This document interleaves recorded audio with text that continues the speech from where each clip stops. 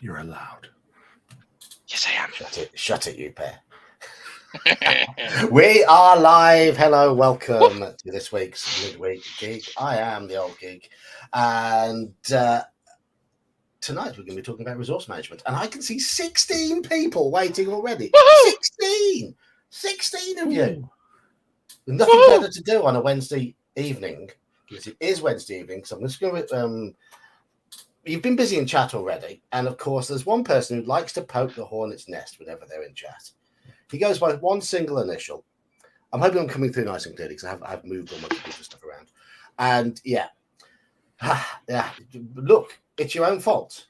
You should know that world time, the basis for world time is Britain. UTC or GMT is the time by which all others are measured. It is as simple as that. As Al Murray said, Well, if you bloody English weren't so insufferable that our ancestors didn't want to flee the I was going to actually agree with you there, Geek, but fine. I'll just keep my goddamn mouth shut. Right, but say we are the time by which all your times are measured. So yeah, look, it's your own fault. It's your own fault. So we did that as a courtesy. So hello to Crafting Gamer, hello to Doof, hello to Elfbait, who will be joining us in a bit, and I believe Saxius will be joining us a bit as well, and which does leave one more spot. Hello to Halakar, and hello to Jake Actual, and Grumpy Old Slan, looks like he's back from vacation, or holiday as we call it in this country. Tibble Hoaxy, Tybal Hoaxy, Tybal Tibble, Tibble Tybal. May join chat as well. Hoaxy has become tabletop. So, right. Double accounts. You might say it was a hoax. Hey! Hello, Storm There. Piglet. Hello, Wayne's World. Is that better, Doof? Yes. Is that better, Doof? We checked DK's loudness early on, and it was coming through okay. I mean, it might just be DK being loud rather than his mic now, because you get excited, don't you, DK? You get excited. Yes, I do. You're allowed to get excited. There's nothing wrong with that.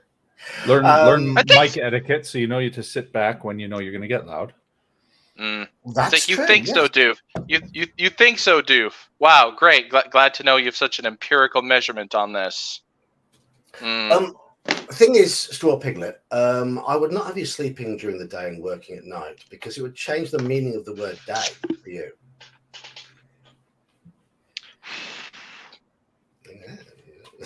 Anyway, we're going to be talking about resource management, but first, we're going to have a little chat about games that we've played this week. No Call of Cthulhu on Thursday, because that campaign is finished. I'm going to work on something for later in the year. Saturday, we played some OSE in the afternoon, and then some MERP in the evening. Mage, do you play in the OSE game? You did. I'll let you talk about that one. You do remember it, don't you? I vaguely. It was a long day for me. Let me see. So I remember I had to leave early because I had my AD&D game. So that was Gene's game. Yes. Okay. It's coming back to me now. Gene's game. Learn my wizard. Yes. We went exploring. Oh, yes. We got into a fight with that big cultist. I put most of the group to sleep, then left as you guys had to clean up the mess because I had to go. Yes. And apparently you won. We earned some XP. I'm closing in on level 2 as a mage in OSE, which is nice. I think you leveled, didn't you, or you're close? No, I reached a milestone, which is the halfway point to level 2. Got it. Yes, okay. Welcome to the danger zone. Yeah. It's not welcome to. It's highway 2. There we go. I am in the.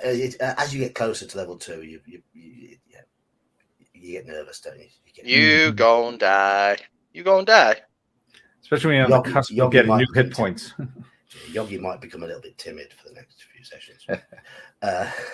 But in the evening, we played some MERP, and I'm playing some scenarios that I've adapted out of 2 MERP modules, Roses of Blackwood and Raiders of Cardalan.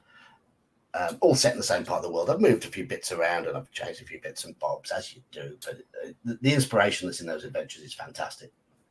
And there's the Wosies are getting a bit full of themselves. And at the end of the session, they found out that the Wosies are now blaming have had a key member of their society kidnapped by some rogue humans, but they blame all humans for it.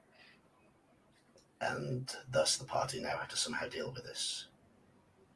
Because they're protecting a settlement that's on the edge of the forest that's got Wosies in it.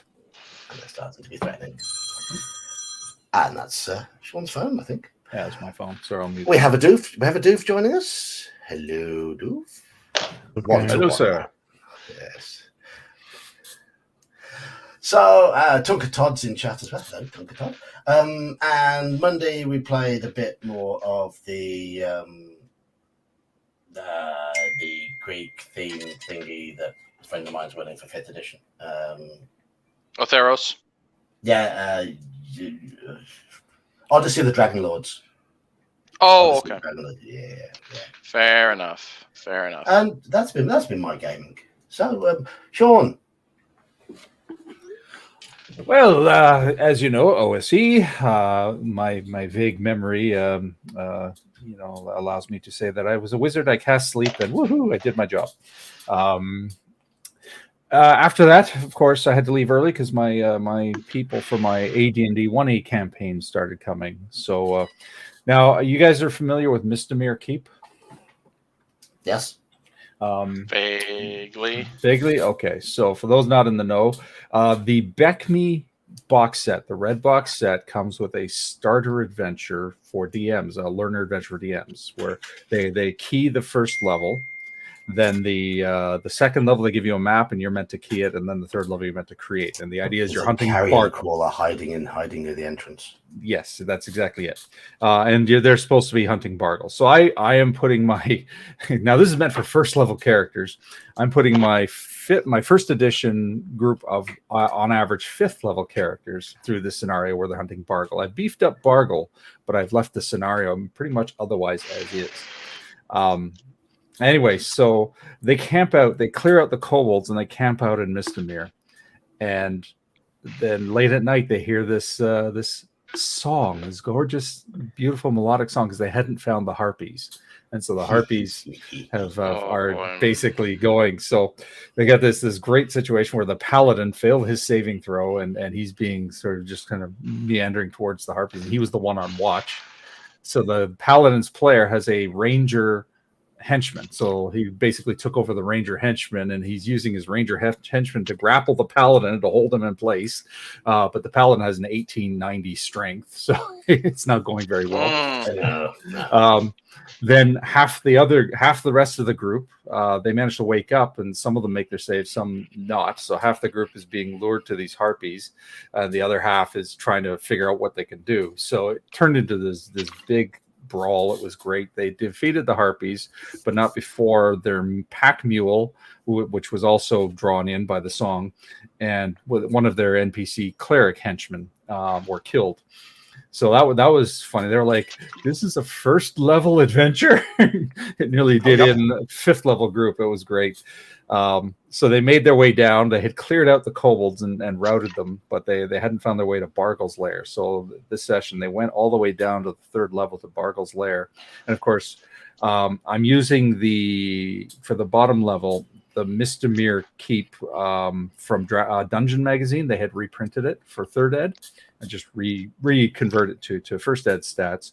So they fought a couple of shadows. That wasn't a problem. There were some zombies, but the 6th level cleric is able to disintegrate those, not a problem. What they not anticipating were all the traps all over the place and 2 doppelgangers in Bargle's employ. So the doppelgangers making themselves look like Bargle and basically hitting and running and me leading him on a merry chase. They're like, this isn't right. He's not casting spells. The expecting modules could be brutal, couldn't they? They really could be brutal. Well, the bottom level was designed for 3rd ed, right? So I had to do some conversions because they gave kobolds 22 hit points and stuff like that. Yeah, that's a little high. But I kept the monsters. I just changed the stats, right? But it's funny, they haven't figured out that they're doppelgangers. I'm not concerned that anybody's watching the stream from my group. I don't think so. If not, well, whatever. They'll figure it out soon enough. So that's been fun. So we left off with the doppelgangers leading them into a battle with basically a golem, and they're like, "Oh crap!" And so swords are drawn. The dwarf broke his magical axe trying to chop through a reinforced door, and now they have to fight this golem. They're capable of doing it, but breaking of an axe will come to the topic of the chat tonight. The resource management. Yep. Resource management. Yes. So so that was my that was tabletop role playing game. On Sunday I did a day of Firefly. If you know the Firefly board game, which is a lot of fun. Not role playing, but it's if you've enjoyed the Firefly TV show, the game is actually really good. It's an okay game if you're not, but it really adds to it if you're familiar with the world of the show. It's a lot of fun. So that was my gaming weekend. Oh wait, no, I played 5th Ed on Monday. So I'm gonna occupy your whole screen telling everybody about my D&D games. Yeah. Keep the 5th Ed one short. We want to keep people in chat. We played 5th Ed. It was fun. There you go. Right, DK. Any games at the weekend? No, I played Amber Diceless on Monday. Well, technically it starts at 12 a.m. my time, so it would be Tuesday, but it was fun. We didn't do a whole heck of a lot. Because we were just really starting into the game. It was only like session 2. So, it was fun. I didn't unfortunately get to play Stonehell again over the weekend because work. So that was fun. But hopefully this weekend I'll be able to play again. So, And Doof, any games for you? I've run 3 games of AD&D this past week, and in one of them I got to try just pure Appendix A, like just using Appendix A for a dungeon, which was interesting. That's the dungeon generation. That's the dungeon generator, yeah. It's a lot of weird long corridors. I liked it. Yeah, I love it. I love solo playing with that thing. Just create a game and it keeps you tight with the rules, and you come up with a dungeon. It's fantastic. I think I definitely need to use some Appendix A inspiration for my dungeons. They need more corridors, definitely. More twists and turns and dead ends to have them people fruitlessly tapping. There's got to be a secret door. There's got to be a secret door. There's a gap. Yeah, Just imagine a dungeon where one corridor is just 200 feet long, and then it takes a sharp turn for like 30 feet, and then loops back in. It'd just be weird to see, like, if you got a really, really, really long corridor. You can do that with that generator. Yeah. You can go all over the place. Cool. So we've all played some games, which is the whole point of the hobby is to play games. Exactly. Even though you may think we sit here all the time talking about it, but we do actually play games. We are not no games. No, we're not no gamers. No. We have gaming experience. And so resource management. Now, for me, resource management is at the core of any RPG. Absolutely. The game. It's the entire game. It is the entirety of the game. Yeah. We've gone that far, but it's important. But resource management and role play, and I think resource management can be split into 2 categories. You've got game mechanic sort of power resource management, and you've got object resource management. I'm talking in terms of the characters here. And certainly I think in recent years there's been a shift, and that is away from managing objects and more towards managing character powers. And I think key to the older school style of play is that idea that resource management leans mostly towards managing objects, with the exception of spellcasters. Now, so I've got here, I mean, game powers are things like spells, abilities, and hit points. And obviously hit points has been in throughout. But there's less emphasis now on managing hit points in games where you can heal more quickly, where you can recover from 0 hit points very, very quickly. Take 2 aspirin, take a long rest. Yeah. So in older games, it was a very precious resource. You are so precious over those hit points. My fighter, Yogi, armor class 2, 6 hit points at first level.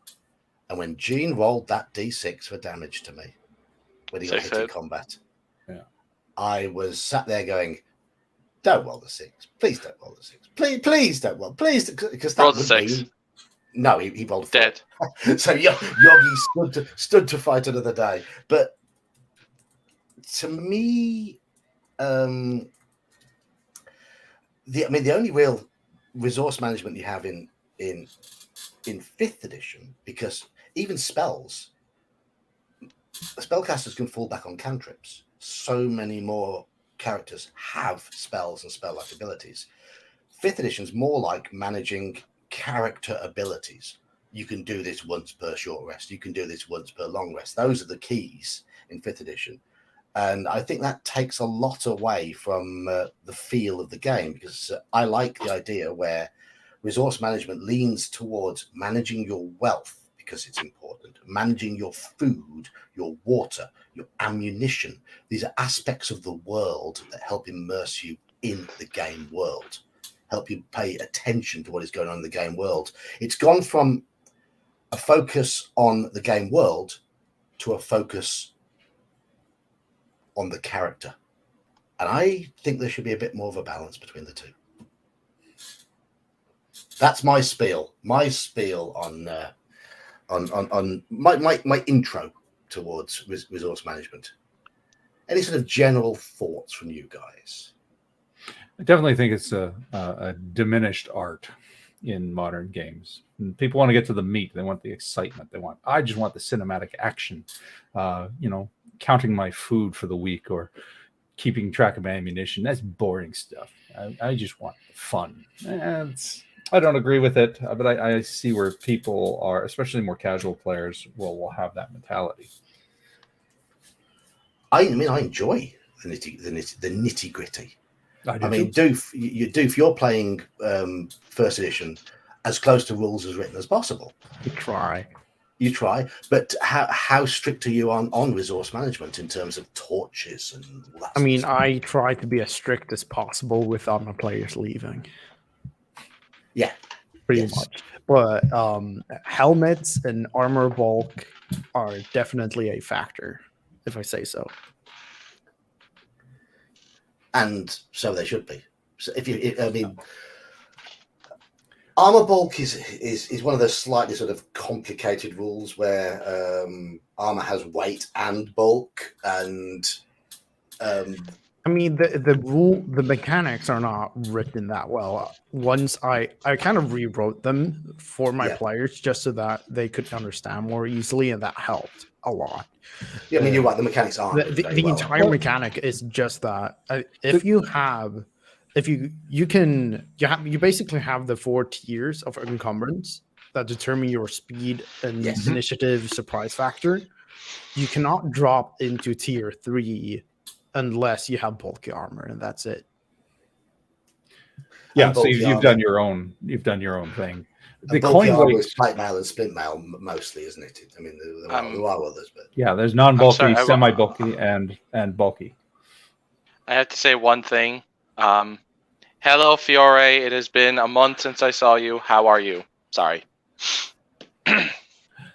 In first edition, at least, the coin-based encumbrance system accounts for bulk. It's kind of a loose abstraction for bulk. So you don't. When they moved to second ed and everything moved to pounds, they created this whole other bulk system. But the idea behind the coin weight was that it also represents loosely bulk, like a 2-handed sword, which weighs 250 coin. isn't, a 25-pound sword isn't practical, right? So that weight is also considering the fact that you have to carry it with two hands, or it's hard to, you can't just sheath it at your side. It'll drag because it's 6 feet long, that kind of thing.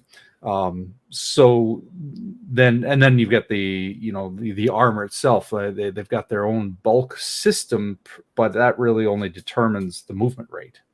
Like semi-bulky armor, you're capped at 9. Bulky armor, you're capped at 6. Generally speaking, there might be an outlier or two, but that's generally the way it goes. Yeah, I mean, I understand. As I understand it, it works together with the encumbrance system, which means that you'll also get a surprise penalty. Yes, yeah, it negates your dexterity modifier. Absolutely, except for you keep your defensive bonus in combat, but you lose your reaction adjustment, which can be really punitive. That's why leather armor is really beneficial for high dex characters, even if they're fighters. If you have a dex of 18, you want to keep that leather armor because then you get your reaction adjustment against surprise. But even slightly bulky armor completely negates that. And this is where sort of the character resources interact with the overall game mechanics. Mm-hmm. And it's in old school games, it's supposed to. You are supposed to see your movement rate drop as you pick up more stuff. You're supposed to see your characters start to suffer if you not had a rest 10 minutes every hour or a meal or something like that. And all of that, it's in there. You're meant to keep track of it. You're meant to track those 20 arrows in your quiver. And ammunition especially. Yeah. Let's go. Hello to Bear. Hello to Ian. Good to see you chaps in chat. And certainly when I was running 5th edition, it was like trying to get blood from a stone, trying to get the player characters to pay attention to what they were carrying. Try telling a 5th ed group you're going to be running variant encumbrance from the player's handbook and watch the tears flow. These rules are in 5th edition. They are, yeah. You have limits, but they don't use them. Well, the default is video game rules. You have your carrying capacity, and you have full movement until you cross that line by even an ounce, and then you're immobile. Well, that's not even true. Most games don't even have that, to be honest. They just I know that, but yeah, like the one is like the Skyrim effect, where it's like Bethesda games have it, but most other games just have a space maximum. It's not like, oh, you reach a maximum and you can't move. It's just you just can't carry anymore. Right, they don't even put the consequence. Video games, but the point is, like in 5th ed, the default encumbrance system is that you can carry your full carrying capacity with no impediment until you're like 1 pound over, and then you're immobile. Yeah. I use the variant encumbrance. The variant encumbrance in 5th ed is actually good. It's simple. It's not maybe not realistic, but it's simple and is punitive enough that characters have to consider what they're carrying. But I mean, what hasn't helped is, the default 5th edition character sheet has such a minuscule section for equipment. Right. And even though the rules list off lots of there's loads of interesting equipment in there, along with how much the weight and everything and what it does, and lots of things in there to add flavor. But that tiny piece on the bottom of the character sheet just means it gets forgotten, and it takes the importance out of it. Well, here's the other thing that I noticed. That the biggest resource that people don't have in 5e is health management.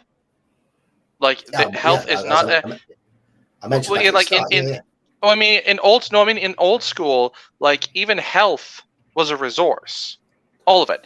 Like every time you fell down a pit trap, every time you failed in a combat, every time you went into a dungeon without fully healing yourself, like you were taking a risk. Nowadays, you don't have that anymore. And it's just it is true to a degree, because at low levels, low level 5th edition is still pretty perilous. Once you get to 3rd or 4th level, though, but that's why most of them say, I don't want to play at 1st level. Gee, that sounds exciting. But like like I remember one time when I was playing, I was playing a 5th or 6th level cleric in Aaron the Pedantic's game, and I got swarmed by 3 or 4 Sturges, and I got down to like 2 hit points, and I just tapped him out. I was like, you know what? No, this is too risky. I'm gonna bring in my new character. Or I think I left that night after that point. I don't remember. And they found a dragon's horde, and they killed a dragon with a potion of gaseous form. And I was like, "Oh, that's unfortunate. I could have got treasure." But then I realized, in hindsight, I was like, "Yeah, I could have gotten a lot of treasure, or my character could be dead." So I think in the end, I made the right choice. You know, and that's kind of the thing with resource management: making the right choices. Because if you make the wrong one, you're dead. And if your choices don't matter, or rather, if there's no consequences to your choices, then your choices don't matter. And there you have one of the issues is consequence for choices.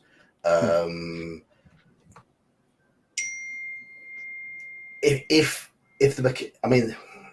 you're not running with available mechanics, and the mechanics are there in 5th edition, as Mage said, but they get ignored, and they tend to be hand waved away, which takes away the consequences of not taking food, not having water, being gung ho in fights because you know you can heal, you know your bard can just go ping and you're back on your feet again. And when you take away those consequences, it changes the playstyle. And okay, it's a different playstyle to what we old school players prefer. And that's why there is very much a clash between mentalities, between the modern mentality and the old school mentality. And we role play. We role played. And if you've ever heard me running Call of Cthulhu, there's a hell of a lot of role playing going on. It's 95% of it is talking in character, and I'd consider myself old school. I consider a Call of Cthulhu is a dangerous game in the old school vein. Characters can die in an instant, and those sort of things. It's not either or. You can have this degree of detail in terms of resources, managing the minutiae, and you can role play a character. It's not either or. You're not confined to one or the other, and that's where a wedge sometimes gets drawn between us all. I don't think 5e is designed for long-term resource management. I don't think that works. No, it's not. It's heroic. It's heroic fantasy. That's what it is. I mean, it's clearly designed for you to be relentless as a DM. Yes. It wants you to have like 5 real combat encounters every day for it to work. That was what the intent was at the start of the design. By the time we get past, by the time we're at Tasha's, that entire ethos is entirely gone. It's gone. They don't want you to have really challenging encounters anymore. They just don't, because the player base doesn't want that shit. You know. Okay. But I'll actually bring this up just as a question. How do you guys feel about classes as a resource? In terms of party composition, the fact that your choice of class is a resource. I guess that's characters as a resource, which I think works. It works pretty well if you have a large entourage of characters. I think too many people think that way. I think too many people let their game be guided by, oh, we need a wizard, oh, we need a cleric, oh, you've got to be the thief, or what have you. I always try to encourage people, just play the class you want to play, and then figure it out. Adjust your play, or hire NPCs to make up the slack or whatever. I will say, if you're doing a more say role play centric, but what's still leaning into dungeon delving, then that's fine. But in the games that I'm leaning into nowadays, where the emphasis is on the dungeon delving, I think if you have the option, right, to play, say, Because I do 4 dice sticks in order, and you put that 18. You have an 18 in strength, and you don't play a fighter. I think you're kind of doing a disservice to the party. But this is all contingent on the fact if you're going for strict dungeon delving. Like that's like the key focus. That's gaming the system, though. Yeah. You're gaming the system. I don't necessarily playing the game. Playing the game. I mean, You're playing the game. Well, no. If you're saying you better pick this because you have an 18 strength versus something else, well, remember you just talked about encumbrance. The great thing about having a high strength wizard is they aren't being encumbered with all the equipment, so they basically become a mule if they have a high strength. 10 years of wizard school, and I'm not a mule. Yeah, well, I mean, and it doesn't. I think that's part of the other aspect. You're not really hurting him. You're just putting it in a different aspect. I'm just saying, if you have an 18 and you put that 18 into strength, and you're playing the wizard in AD&D where you can choose, I'm like, the milieu of that game is built around dungeon delving. Like it really is. And I just told you why you're doing that, because you're the fighter. You're going to be overloaded with a lot of equipment and armor, and then you're expected to drag something. Whereas when your wizard does it, your wizard, because they're pretty much free, are basically your mule at that point, and that's okay. And I would just say just hire people to carry the equipment for you. You're going to be a frontline fighter to do extra damage and tank damage. Like that's. Here's what I think about your point. Your point is very logical, yes, but it's none of your business how another person develops their character, right? If I'm playing the wizard, I want to be 18 strength, and I would simply say, the player, shut the player in you off and play the character. If you had another character playing with that guy, it's like, why wouldn't you become a warrior? Make it a character, put it through a character filter, and say, why wouldn't you become a warrior with your might? Because I wanted to learn magic. It's not my fault I was born strong as an ox. I understand. I'm not saying what I'm saying is if I go into a table, right, where everyone is like, look, we're going to be firing on all cylinders, we're going to be playing as optimally as possible. I'm not going to be playing an 18 intelligence fighter and a 9 strength, with 9 strength. I'm not going to do it because that's not what the group wants. Because it's a team. It's a team game. It's not my game. Hold it.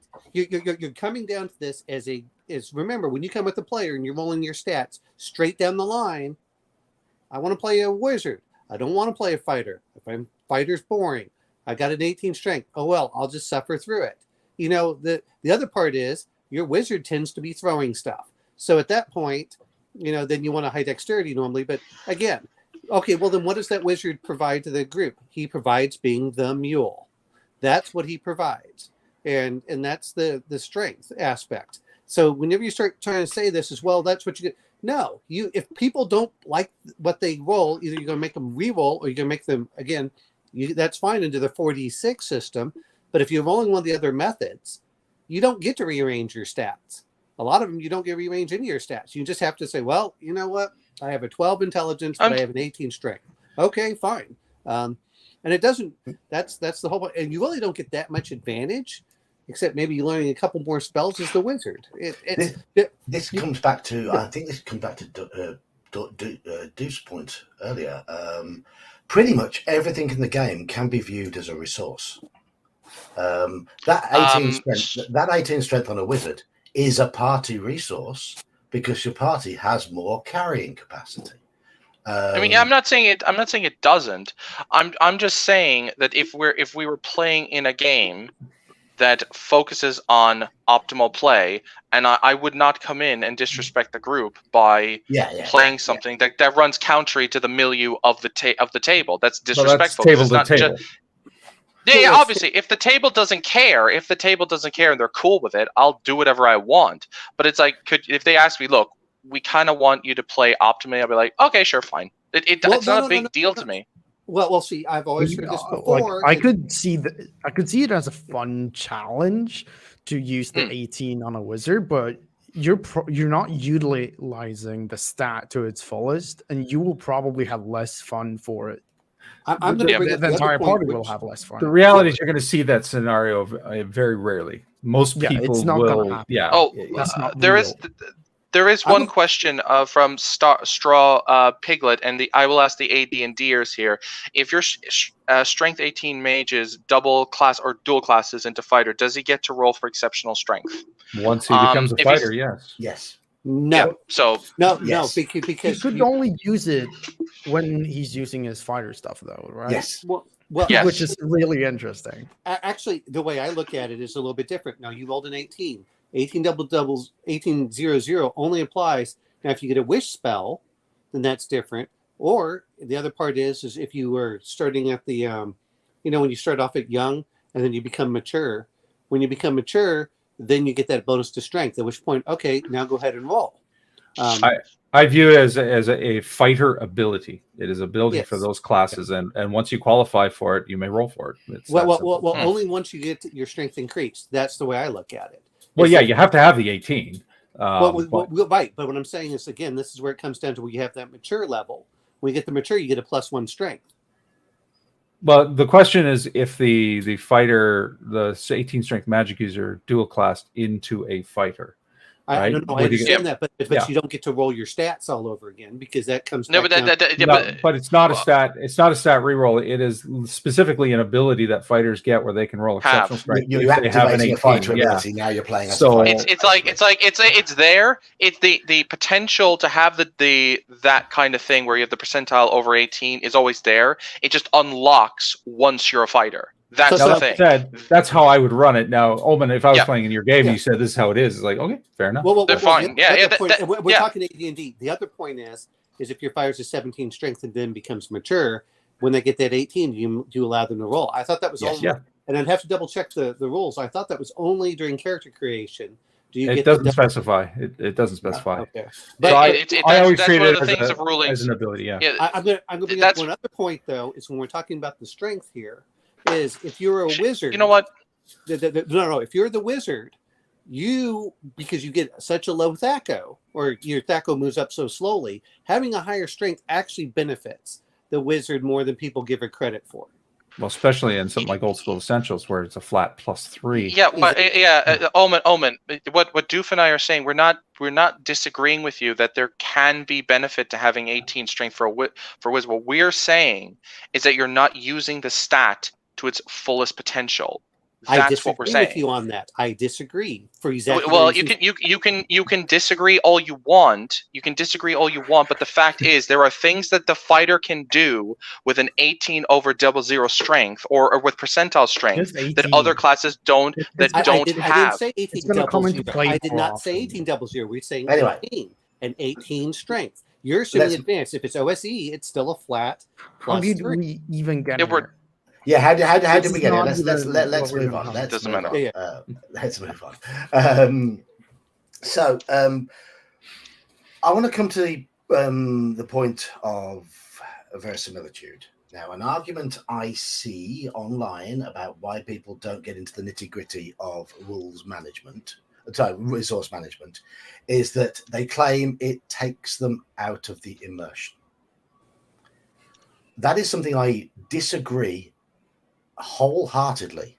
It adds to the immersion because it adds verisimilitude to the game, because now you're thinking about interacting with shopkeepers, you're interacting with the environment, you're worrying about the weather, you're worrying about traveling times, you're worrying about whether your fighter's going to encounter a rust monster. So do you get yourself a spare weapon? All these little things, you worry more about the world, which actually, to me, immerses you more in the world. One of I'm my gonna favorite questions that players have embarked on their adventure and they're like 2 days away from their home base. It's like, oh, I forgot to buy rations. Can we just assume I bought food? I'm like, nope. Nope. I'm going to bring the other part though. Is well, that's fine. 2 days without food, you can deal just fine with that. However, the other point that comes down to it is, it actually, how do I want to put this? It makes the world smaller and more dangerous, which really adds to the mission. It's very similar to in real life, like, well, what do you mean you haven't climbed Mount Everest? Just because you can fly to Nepal in the modern era, it's a whole different aspect. If all of a sudden you're like, well, I have to travel all over the world. Well, okay, how long do you want to travel time? And not only do you have to do that, is when we're talking about resource management, now you have to talk about your horses, your mules, and everything else. And suddenly a desert becomes very far. It's like, oh, okay, it's a 5-day trek. All right, you understand without water, you will die in about 3 days. Okay, now we have to do this. Well, what happens if we get the navigation roll wrong? Well, now you're screwed. To me, that's what it does is it makes the world much more, like I said, not only just dangerous, but now it makes distances real. So to say that it pulls you out of the game, well, what it does is it doesn't allow you to just go wander all over the off. Precisely. I'm just going to say, Doof forgot to buy himself torches. Well, you know, and it's the worst that comes down to it is, and I'm not saying that you have to do it all the time, but it's like, you know what? Yes, you would have picked that up. That's fine. How many torches did you do? Let's decrease it. Okay, I'm all right with that. Before you go in there, once you're in, you're done. You know, if it makes sense, as I'm trying to go through these things as a, well, I would have brought torches. Oh, well, okay, you know what? You're going to learn it this time. All right, this is a learning experience. How many torches did you buy? How many torches can you physically carry is the other part that comes into it. They're heavy. You know, it's like, all right, because too many players all too often look at it and go, and I'll say this much, as I was looking at doing some stuff in the desert for a 3-day trek. All of a sudden I was coming out that, and we're talking, we're not talking D&D stuff. Everyone in a 3-group party would have to carry 60 pounds of gear. And most of that was taken up by water. Mm-hmm. And people forget about that. It's like, okay, you're in 100-degree heat. How much water do you go through? Oh, you go through about 2 to 3 gallons a day per person. A gallon is what, about 4 liters? Yeah. Well, it's what, about 8 pounds?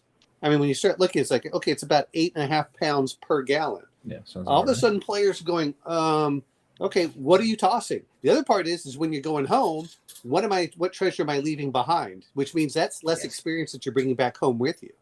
And to me, that's the very important. Well, first edition or basic. Those are the 2 things that really come into it.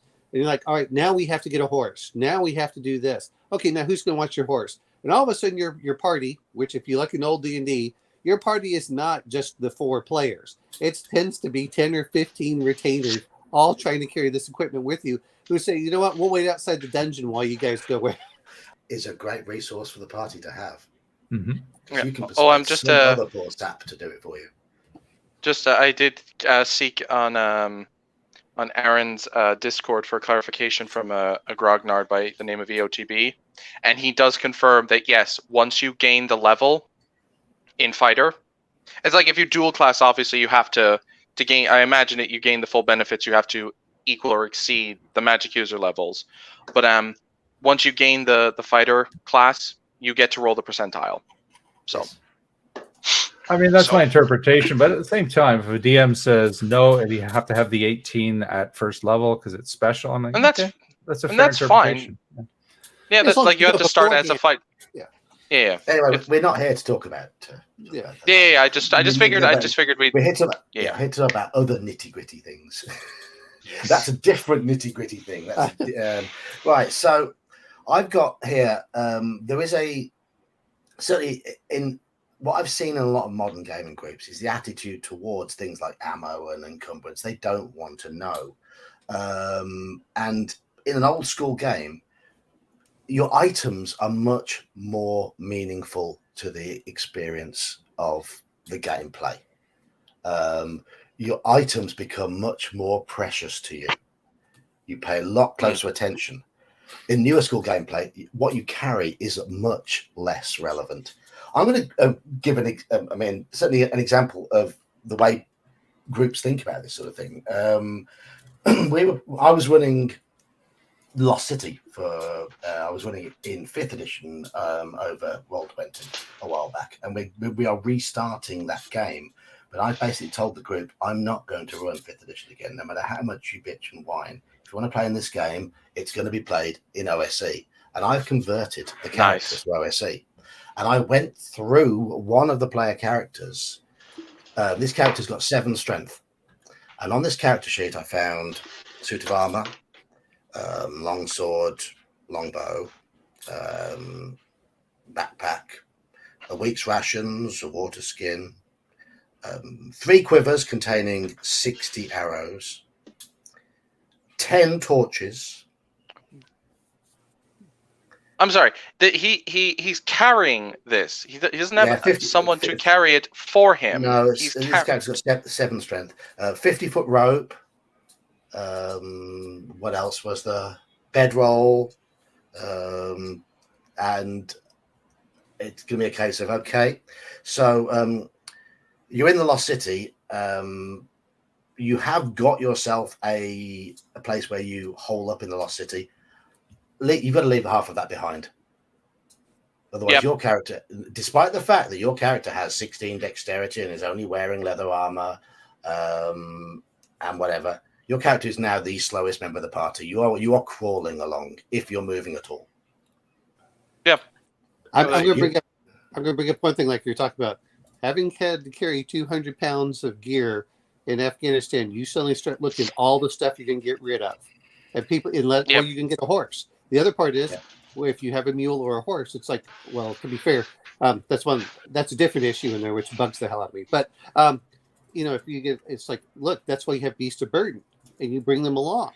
It's because, look, that's pretty easy. The other point is, we're talking about that beast of burden. You still have to feed that beast of burden, which slows you down. So now you're looking at, like, oh, I can travel this far. You think you can travel that far, but in fact, I think during the Middle Ages, your horse-led armies were actually slower than your infantry because it took them so long to graze their animals. How many battles in history were won and lost due to supplies? Almost all of them. Every single one of them. Every single one of them. And the other part is when you look at starvation, which is something a lot of people forget about, is once you're doing starvation and you start saying, okay, your constitution's going to go down. As your constitution goes down, that means you're more vulnerable to disease, which all of a sudden, when you talk about resource management, that makes your cleric, your monk, and your paladin much more valuable for either cure disease or they're immune to disease at certain levels, which is not something a lot of people remember. And I've been looking over the Warhammer Fantasy Roleplay. Man, disease is all over the place for the characters, depending on how much you want to play. Yep. I like this Halakar. It's brutal, man. I like this Halakar, and this is I'm going to come back to this point, but I just want to say this leads into one of my points where if you've got players thinking about their equipment and what they're carrying, not only do they have more engagement with the world, but if they are paying attention to their equipment, then they often come up with more creative ideas. And I love this idea. Because the Ranger has worked out a way around a serious problem for a character that relies on missile fire. Oh, absolutely. The only thing is as your heroes hit, you can't replenish them. I mean, that's how do I want to put this?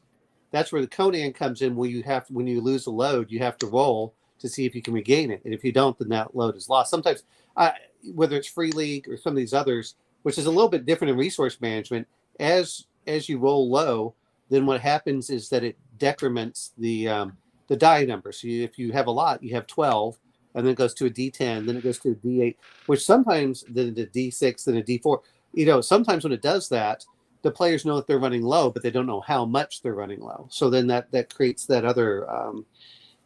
Alien does the same thing. How much air do you have?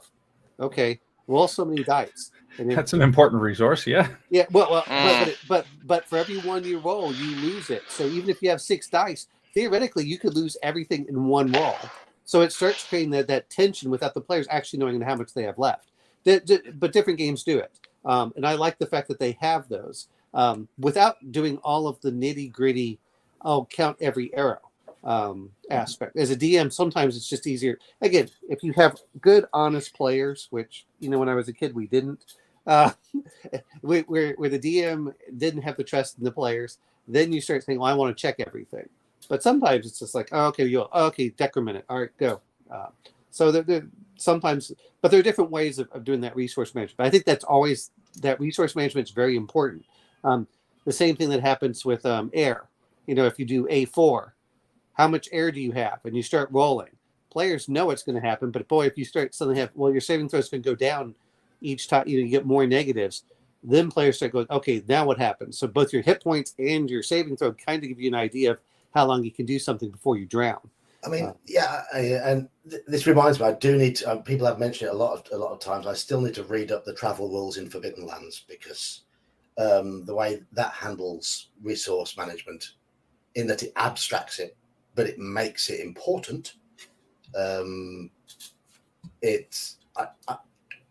I've heard so many good things about it. I still need to read it. Well, Forbidden Lands is definitely a time resource management. Yeah. So not only are they doing that, is now you have to figure out which players are sleeping during which phase. So every day is broken up into 4 parts. And so most players may only be traveling 6 to 12 hours a day. 6 hours would probably be the most reasonable, which means they're not going nearly as fast as you think that they would. And then, if you march fast, you can do it. But boy, when you start getting sleep and then you get cold and you're hungry, you're kind of screwed. It's Doof's bedtime, so see you, Doof. Cheers, bye, Doof.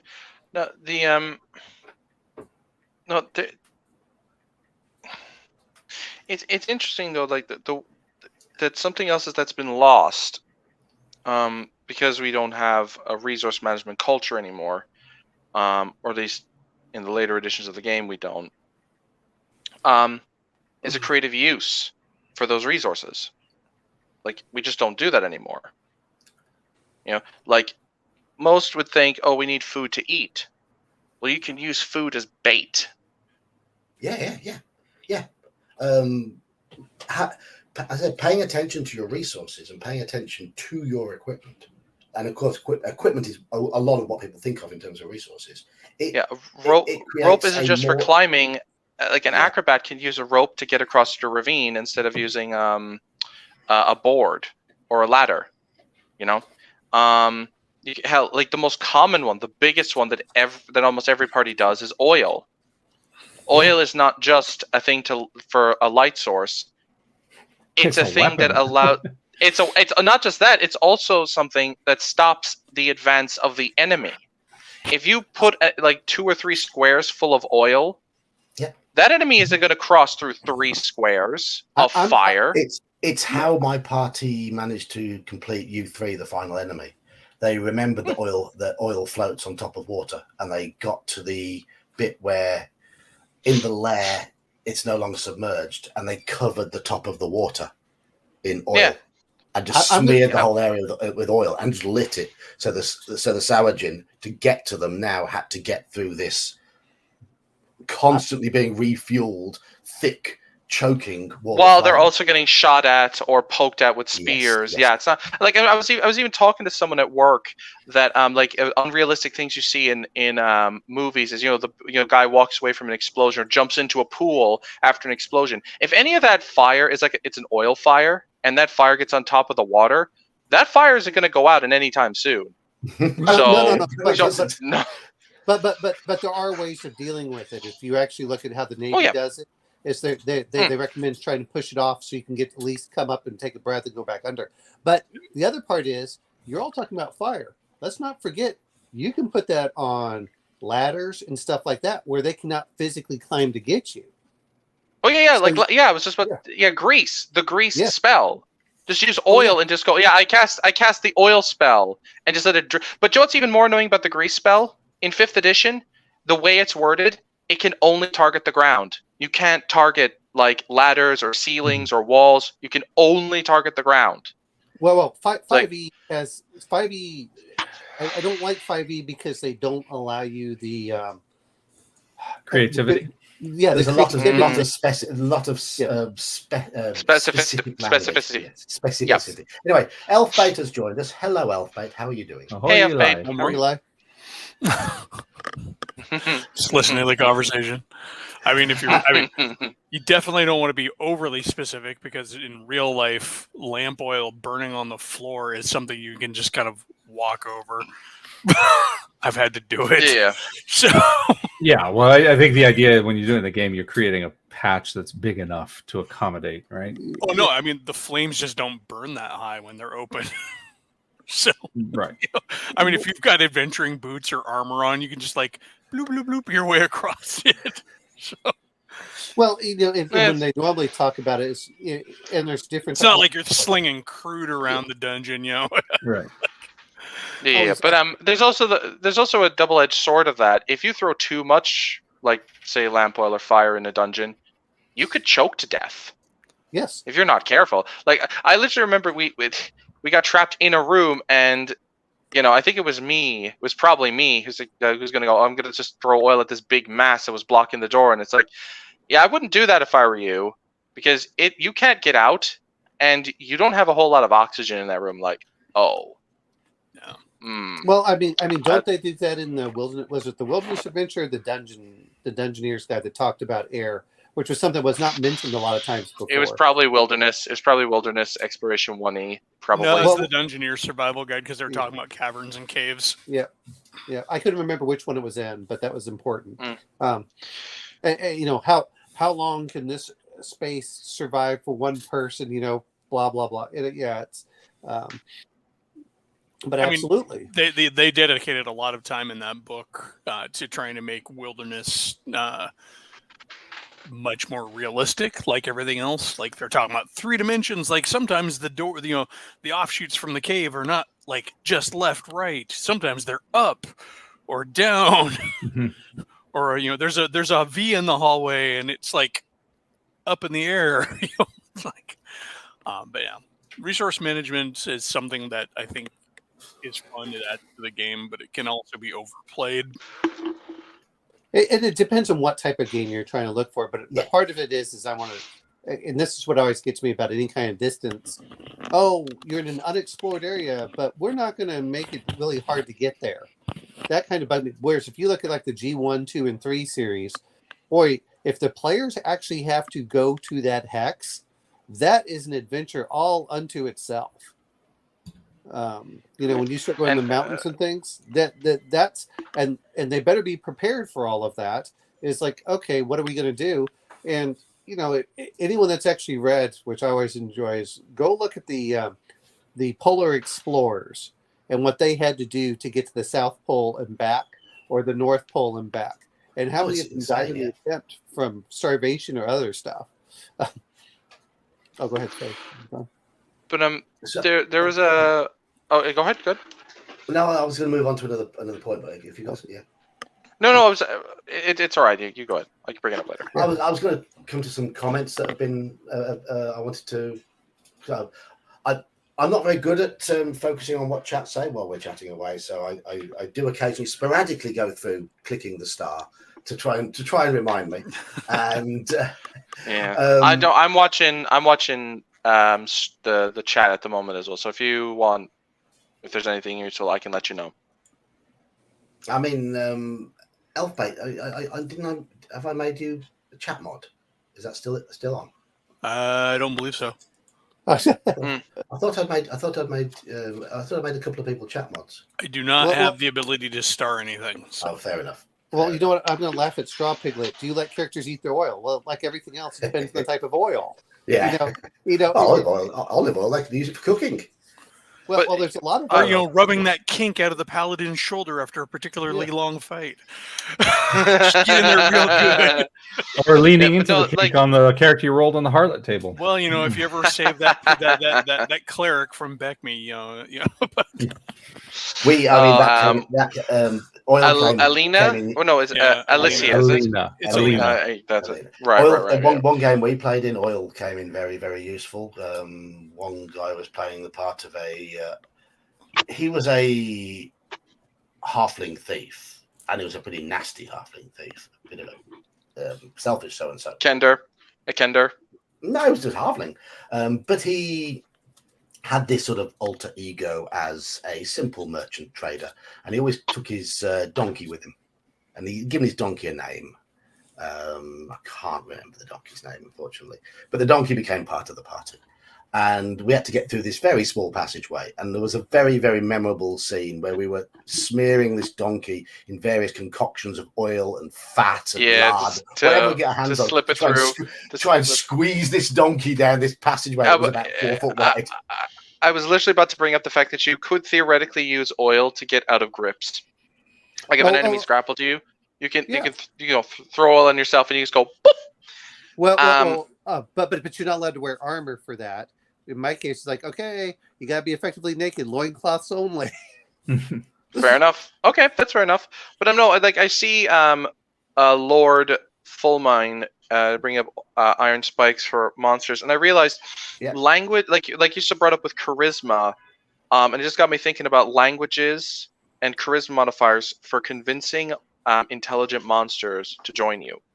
If you can speak to monsters like orcs or giants or drow or whatever, if you can talk to them, that's a resource. Of course Now, is. it's contingent on the fact that you can convince them, but still, it's still a potential resource. The thing is, though, it doesn't run out like tangible resources. It is a party resource. It's way more abstract than most, No. But this is where it comes back to Mage's Musings talking about humans have the least, or they don't immediately cause aggravation, or what is it? They have a neutral response in first ed. They have a neutral racial modifier. Yep. I mean, they also have more potential. I think they also get they're the only ones who get to choose their languages and get more languages from high intelligence than other races. Like elves and dwarves don't get to add extra languages; they just get what they start with. I think they do if your intellect is really high, like 16, 17 or 18. Oh, right. Okay, fair enough. I thought it was just they don't get it at all. Okay. No. You get the basic, but you won't. Oh, but then that gets subtracted from your total known languages, and so if you get 9 languages, then you have to subtract those first ones off, and then you can learn the others from there. Yeah. Okay. Right. So if you would get 9 and you start with 6, you just get to choose 3 more. Okay. Gotcha. 3 more, yeah. Cool. Fair enough. So let's come to these starred comments as I'm just using my fridge and to chill a drink. Nice. Oh, I'm gonna mention one other thing. We're talking about resources. We also have to look at, if you're going to talk about skills, the ability to forage. I don't know if any of you remember the old. I know Eli probably does, but I'm not sure if anyone else does. The rules for different healing plants in the Dragon magazines. Oh yeah. There were a couple articles on that, and even I believe the DMG originally had a list of herbs.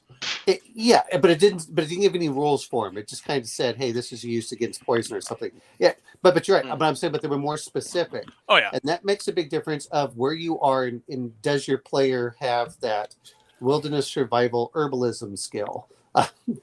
There's a wonderful herbs table in MERP. And I would love to see that sort of thing ported into D&D, where all the herbs are given a difficulty of finding, an environment they can be found in, and a climate they can be found in. So you might have cool, temperate, shoreline, marshy, easy to find. And we had a key moment in the game at the weekend, which has actually prompted something for the future. That we have a Dunedain bard in the party. Of course, Dunedain are the high men. They've got some distant elven blood, that sort of royalty about them, and we'd never made anything about that of the character. And I hope Duralumin isn't watching at the moment. Straw Piglet is showing his true. No, I haven't seen anyone from that particular game in chat, which is, and they were trying to help this friendly ranger who had been poisoned by the angry Woses. We're using a poison that the Woses derive from frogs called grey flyers. I had the party meet some of these frogs, little tiny things about that big, but you don't. They're like the poison arrow tree frog type creatures. You do not want to make contact with them. And he was in a really bad way. So they went out hunting, and they were in the right climate to find Athelas, which is the herb that Aragorn uses. Kingsfoil, Kingsfoil, yes. And on his foraging check, he rolled near maximum. The dice exploded, and he rolled very high again. He rolled over 200 on percentile dice and exploding dice, which means he found Athelas. He succeeded on the check. It was in the right environment, the right weather, and all that sort of thing. And then it came down to his own royalty level as to how much effect it would have. Something we hadn't determined yet. So I rolled dice just to randomly to see quite how pure his blood is. And then hinted at the result from that by the fact that the Athelas had some effect. And that, to me, really, it added to the world, and it fitted with the world, and it added to the game, and it's got the players thinking about future character development as a result. Because that character's just learned something about himself. He can use Athelas, albeit to a lesser degree, but it means something. And that comes from resources in the world. The Wilderness Survival Guide for AD&D has not specific to the plant type, but it does have a metric for foraging, and then you have a base chance of finding it based on climate and season and all that. And then when you find what you find, there's a chance that it might be simply have no nutritional value, or it might be actually toxic. And so you got to make all those rolls, which can be a lot of fun. Sorry. Well, and this is something that Forbidden Lands does a lot of, because you can get forward, but then you have to have cooking in certain cases to turn what you found into something edible. Edible, yeah. You know, and I like Forbidden Lands for that, but that's one of those that is, when you talk about resource management, that is probably one of the more intense things, where that's one of the few games where your fighting capability does not is equivalent to cooking. Your cooking is not a throwaway talent or anything else out there. It's like, this is a core critical skill that you want someone in the party to have. I want someone to have forage. I want someone with fishing. I want someone that can do that. I mean, yeah. You know, if you're running a really good, like a really strong lean into the survival resource management, cooking can also be not just a matter of like being able to sustain yourself. It can be a morale boosting thing too, as well. Yeah. You know, like, okay, we're out here in the wilderness. It sucks. It's been raining for 3 days, but man, that venison and wild potato, wild onion hash that you cooked up for us, under that overhanging rock, just hit the spot. And also, you can use it combined with charisma to improve your standing in with NPCs. Exactly. Let me make you my famous omelet. Yeah. I mean, we did mention earlier in the stream about how character ability stats can be seen as a resource in the party, though it's not a finite resource, obviously. But it depends how you use them. Right. But yeah, to answer Straw Piglet's question, yes, it is. But I'd love to see you try to kill one. You better bring a lot of fire, my friend. So, okay, some of the starred comments anyway. We did mention time as a resource, and I think this is it's slightly off the topic, but I think this is a fair point. There's a lot of things that time as a resource has been severely devalued in the game, in my opinion. I'm going to bring up the other part is, to drop a weapon is nothing, you know. And pulling out a weapon usually doesn't take too much. The problem is like, well, what happened to my weapon after that? Oh, it broke. That's one thing I do wish that. Or you had to run and didn't get to reclaim it, or that's happened to my players even in 5e, because I've house ruled it that, you know, changing a weapon's the right way is an action, but if you want to drop a weapon and pull another one, you can. And there's been times where they've had to flee, left weapons behind, or there have been times where they've dropped their weapon into something that didn't make it easy to recover. You know, slop, water, rocky terrain to where it slid down the shale. You know. Well, we did that in Call of Cthulhu, and I dropped my pistol because, well, it's not really that good to try reloading in the middle of hand-to-hand combat. And then we ran. So I didn't get my pistol back. And I know that John remembers that. When we were fighting the, I guess was it the second stage? I can't remember if it's the first or second stage. But I was like, great. I don't have a weapon for most of the game. That was critical for that. Well, another thing too is depending. I mean, especially when you're talking about more modern games. Okay, you're gonna drop your pistol. What kind of a gun is that? Did it just go off? Well, it was the one shot. Well, only if it's a P365, when you drop the gun, should it actually go off. But I think pistol's an odd word for it, given that these were more sort of musket type things. These were gunpowder based weapons. Well, yeah, but I think it actually said flintlock pistol.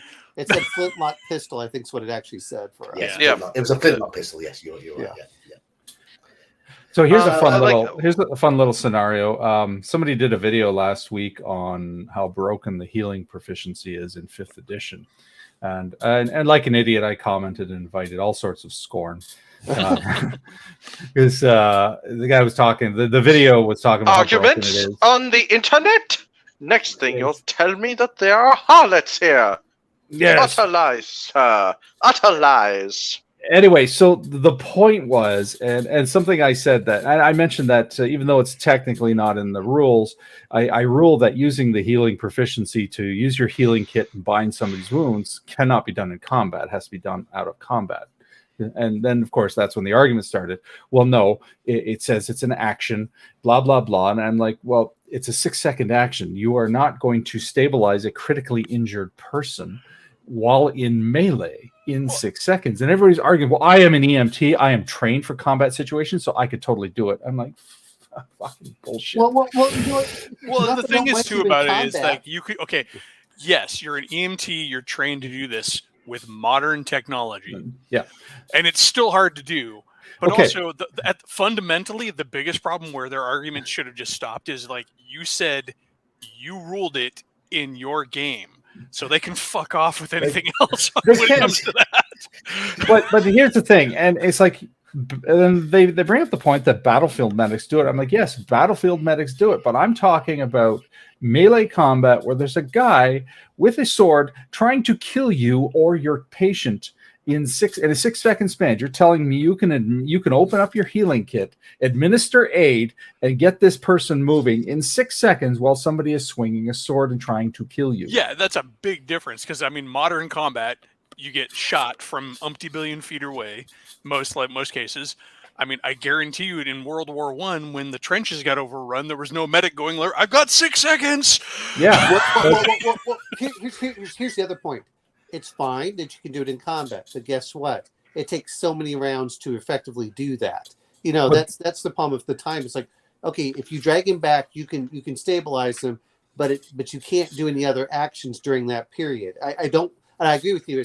It's one of these things like, they act like everything is equivalent instead of saying, okay, outside of combat, you have effectively an unlimited time or however long it takes a couple of minutes. But in the other time, it's like, well, look, okay, guess what? It's going to roll on how many minutes it's going to take you to stabilize this person. Well, what? Yes, that's what you need to do. And combat can go around you. And if it's a long combat, which is sometimes the problem that you have, okay, that's what it's going to take. But that's the way I look at it. It shouldn't just take one segment effectively to do everything. Which is actually where I like the old D&D with 1 round was 1 minute. 1 minute, yeah. Yes. Oh, okay. That made a bit of sense. It take a little bit more time. Yeah. In the game that I run with the question Grumpy Old Stan puts up, the way I handle the 6-second drawing out a weapon or changing stuff, I just say, look, at the start of the round, because I do missile, movement, melee, magic, and say, what's your intent? Are you going to use missile or melee? And they say, that's what you draw out at the start of the round. And that's what you're stuck with. If you're going melee, you're going into the melee. That's standard declarative actions. Yeah. Melee. Yeah. But melee. Melee. You're not American. Melee. You're not American. I don't care. Melee. Melee. I will say melee just to spite you. Melee. So back to what I was saying is that God, I lost my fucking train of thought. Thanks for that. Geek. Hey, you don't need to curse him out just because you're on his stream. He can just drop you and you can come back. No, I'm just. I mean, if he wants to drop me, he's well within his right to do so. But I'm just a dickhead. And then so, he was you know. dropped. No. No.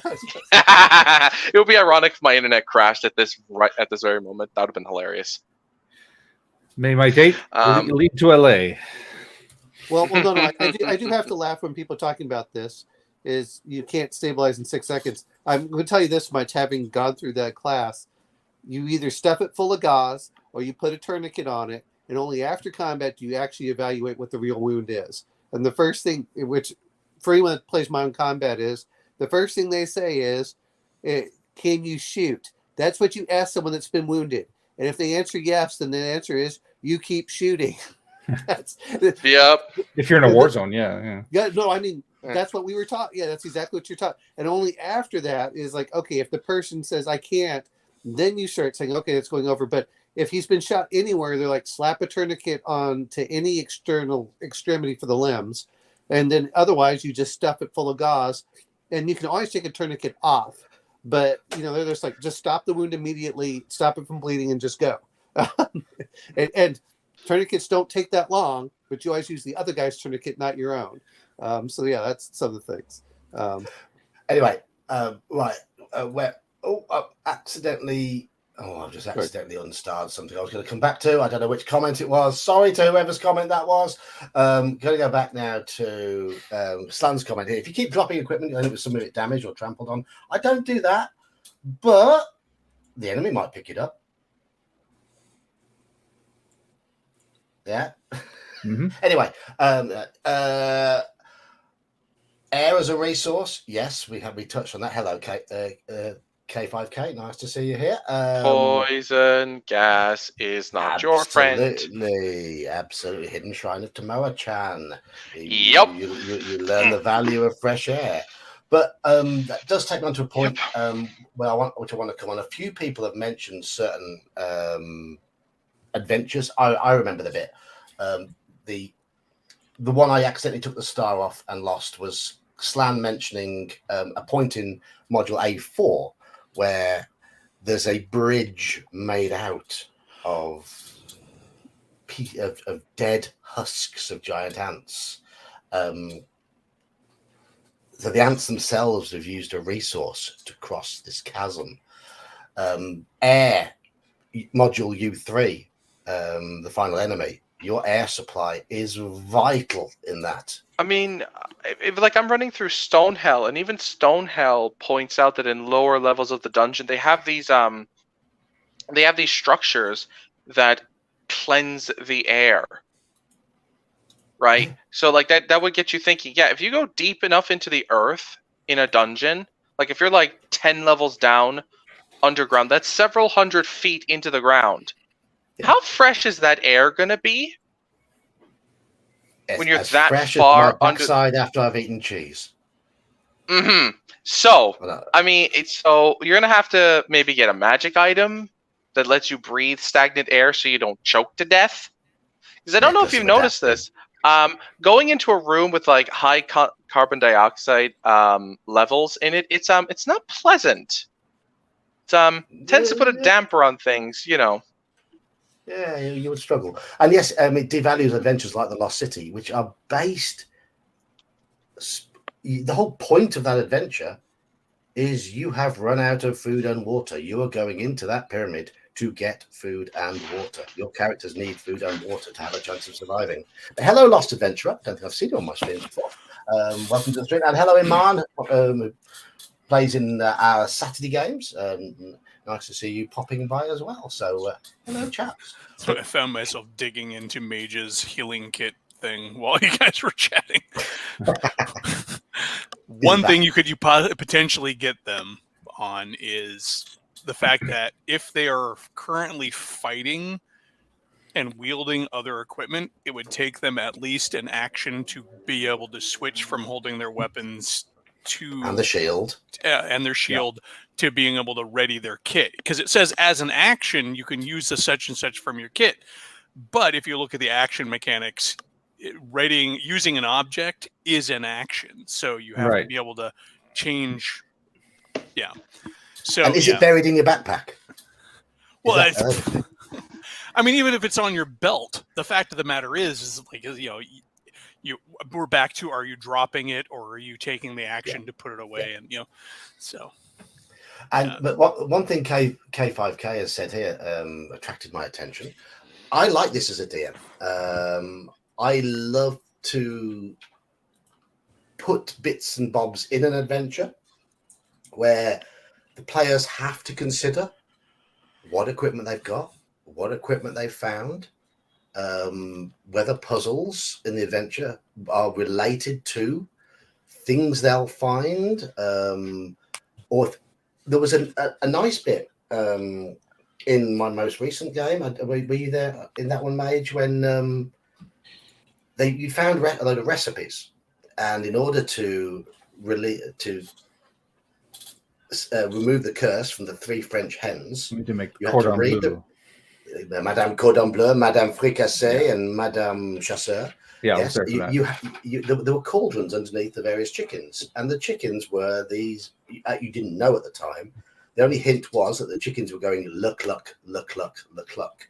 I was hoping someone would pick up on the fact that they were trying to speak French, and they weren't. Yeah. But in order to get them freed, you had to make the recipes in the relevant cauldrons underneath. And General Nutt had said that his character had studied the recipe books beforehand and got all the ingredients in town for those recipes. And then when he went into the dungeon, he completely forgot to make and I'd actually placed all of the ingredients at various points around the dungeon. They encountered the supply of milk was this huge cow's udder coming from a one-room ceiling. The supply of cheese, the party had to defeat a gelatinous cheese. But that would supply cheese. It's a silly dungeon. It's a bit of a fun house in places, but that was the whole point. There was just to pay attention to the environments and work out the puzzle. But they could have completely got around it, this alternative uses thing or whatever, by simply getting the ingredients from outside and taking the ingredients in and thinking about what they take into the dungeon. And there you go. That solved it. I just think, if you're doing, if equipment matters and resource management is a thing, it's also it's one of the best ways to get your players to stop doing the, is it on my character sheet, skill monkey stuff, or also to make them like think creatively in situations, because they have things to think creatively. Back to the oil comment, I remember a halfling getting greased up to try and squeeze him through a small hole in a dungeon once. Because the thing is, can the halfling fit through it? No. Well, what if we apply our oil to him and start pushing him through? And the GM, I guess, let him do it. But keep that torch away from me. Keep that torch away. The presence of those things on your sheet is a positive instance of character sheet interaction, because you do start thinking about, I don't know how many times my players, even in my 5e game, because most of them are old school players, are looking at their sheet like, what do I got? I've got a tiny little hammer. Can I use this little hammer? And so I see chat have dived straight into the whole healing thing. But I mean, kept them occupied, Mage. well, you don't have to talk about resource management. I know Elfie talked about this, about magical healing. Well, then that also gives you into the distances. How far is it to said healer if you're poisoned? How far is it to said, it's like for disease. Well, do we lop off the limb now, or do we drag him for 7 days to try saving it? Or do we lop off the limb, cauterize it, and get him to the next town where they can cast restoration and restore the limb? Well, no. But again, that comes down to cash also, which is, how much is it? It's like, the old joke. Well, I sat on a snake, on a rattlesnake, and it bit me. And they're like, well, you're gonna have to suck out the poison. Like, well, it looks like you're gonna die. Well, yeah, and there's, I mean, somebody had mentioned, fantasy quick clot. Well, I mean, Yeah. in a fantasy setting, I could absolutely see there being the equivalent of that, some sort of alchemical powder, or even a fantasy herb, because we were Yeah. just talking I'm gonna about head off, that. gents. Bye. All right, see you Later, later. All right, Tom. Okay. Bye bye. But I mean, but that's the but the healing cells, stuff like this. This is all great, but if you're going to go over, and I'm going to mention more of a Warhammer Fantasy style, just because that's it's not quite as high fantasy as a lot of D&D is. All right, I'm going to go to the witch. All right, now she has to go get all these herbal compounds to stop your friend's bleeding, or to help. And there's a lot of aspects for that. It's like, okay, you're starting to watch the the gangrene go up. Well, do you cut off the finger, or do you want to try saving it? But if they fail, then they're going to cut off the hand. You're like, well, how are we going to do this? That goes back to that whole resource management breeds adventure. Yes. Because there's, like you just mentioned, the witch, right? I know even in my 5e campaign, the players needed something. The only resource available to them with the magic that they needed was a hag. And so they had to go to the hag, which means they had to make a deal with the hag and do something the hag wanted them to get what they needed. So, I mean, that even if you have healing magic in your world, again, you're talking about like travel distances and stuff like that. But the existence of those resources creates the discussion and the argument over how to approach that. Do we use that one healing potion we have, or do we try and tough it out and get to some mundane healing? Have we lost DK while I was distracted? Yeah, he departed. Yes, he had to go. Yeah. Cheers, DK. Anyway, I'm sorry. You were saying, Elfmate. Sorry. Oh no, I was done.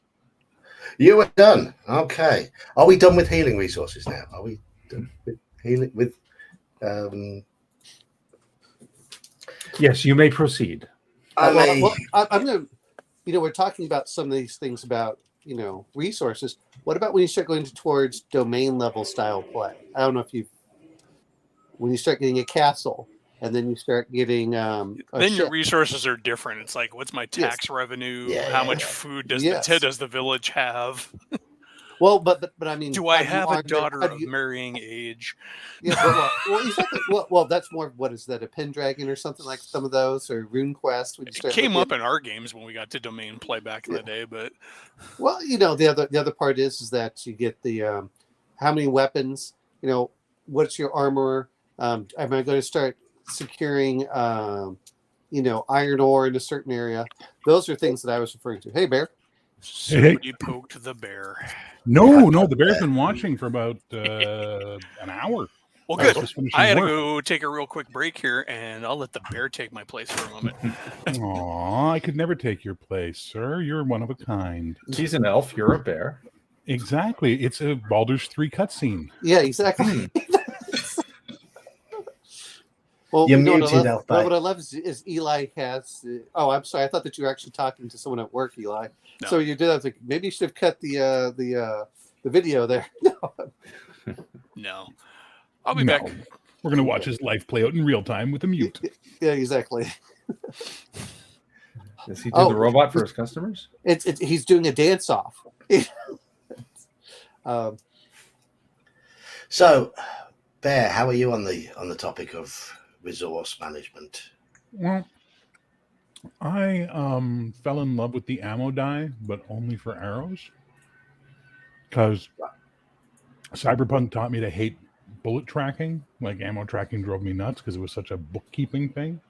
But overall, I run a more cinematic style game than, say, you guys might. So the only time you're going to run out of something is when it's going to be dramatically appropriate, right? And then that's going to be all right, you're reaching your pack for that? Cool, let's make a saving throw for that to see if it survived the fall. Does it depend on the system you're running, though? Because I know you like your superheroes games. Superheroes is different. Superheroes are very different. You can't, it's hard to use superheroes, RPG style, as a baseline for any other type of game. It's its own world, it's its own thing, it's its own tropes. And you can't have a sandbox superhero game. we just wander around the city. I mean, yeah, you're on patrol, but there's got to be a story. Otherwise, we just wander around until something happens. What a bunch of useless superheroes. Hey, Bear, stop Yeah. knocking the tick, okay? No, No, the Tick is a love letter to superheroes and its absurdity. I know, but that was my whole point. Is, hey, we're, it's time to go on patrol. Well, yeah. Look west, little wooden boy. Gravity is a harsh mistress. You could argue that in a sense, 5th edition has attempted to bring in some superhero traits into D&D. I'm going to bring this much: is 5th edition is really Harry Potter. When you look at what they have, it's not a lot of resource management, and that's the group that's really, when you're looking at young adults, that's the one it's going for. Whereas we grew up in the old style of Conan the Barbarian and stuff like this, and the old war gamers. So it's a different mentality. Just very much so. Very much so. I mean, I like tracking resources. I like feeling in the world, whether I'm a DM or a player. And I like feeling in the world as much as I like feeling in the character. I find them both equally important. I don't want either of them to be diminished by the rules or the play style or the play style at the table, because as a player, I like tracking all of it. And as a DM, it depends on the game I'm trying to run. But if I'm running something like MERP or AD&D or OSE, I'm quite happy tracking things away. I don't track things as much if I'm running Call of Cthulhu, because it's a different feel of game. What matters more is trying to keep some suspense there, trying to keep the whole. I'm going to bring one other thing. The whole game moving. I'm going to bring the other part with Call of Cthulhu is we're usually close enough that you can get whatever basic resources you need. It is assumed. It is assumed in the game system, yeah. In most cases, I know that if you're going to go, like if we can go to Antarctica or something, that's a whole different aspect.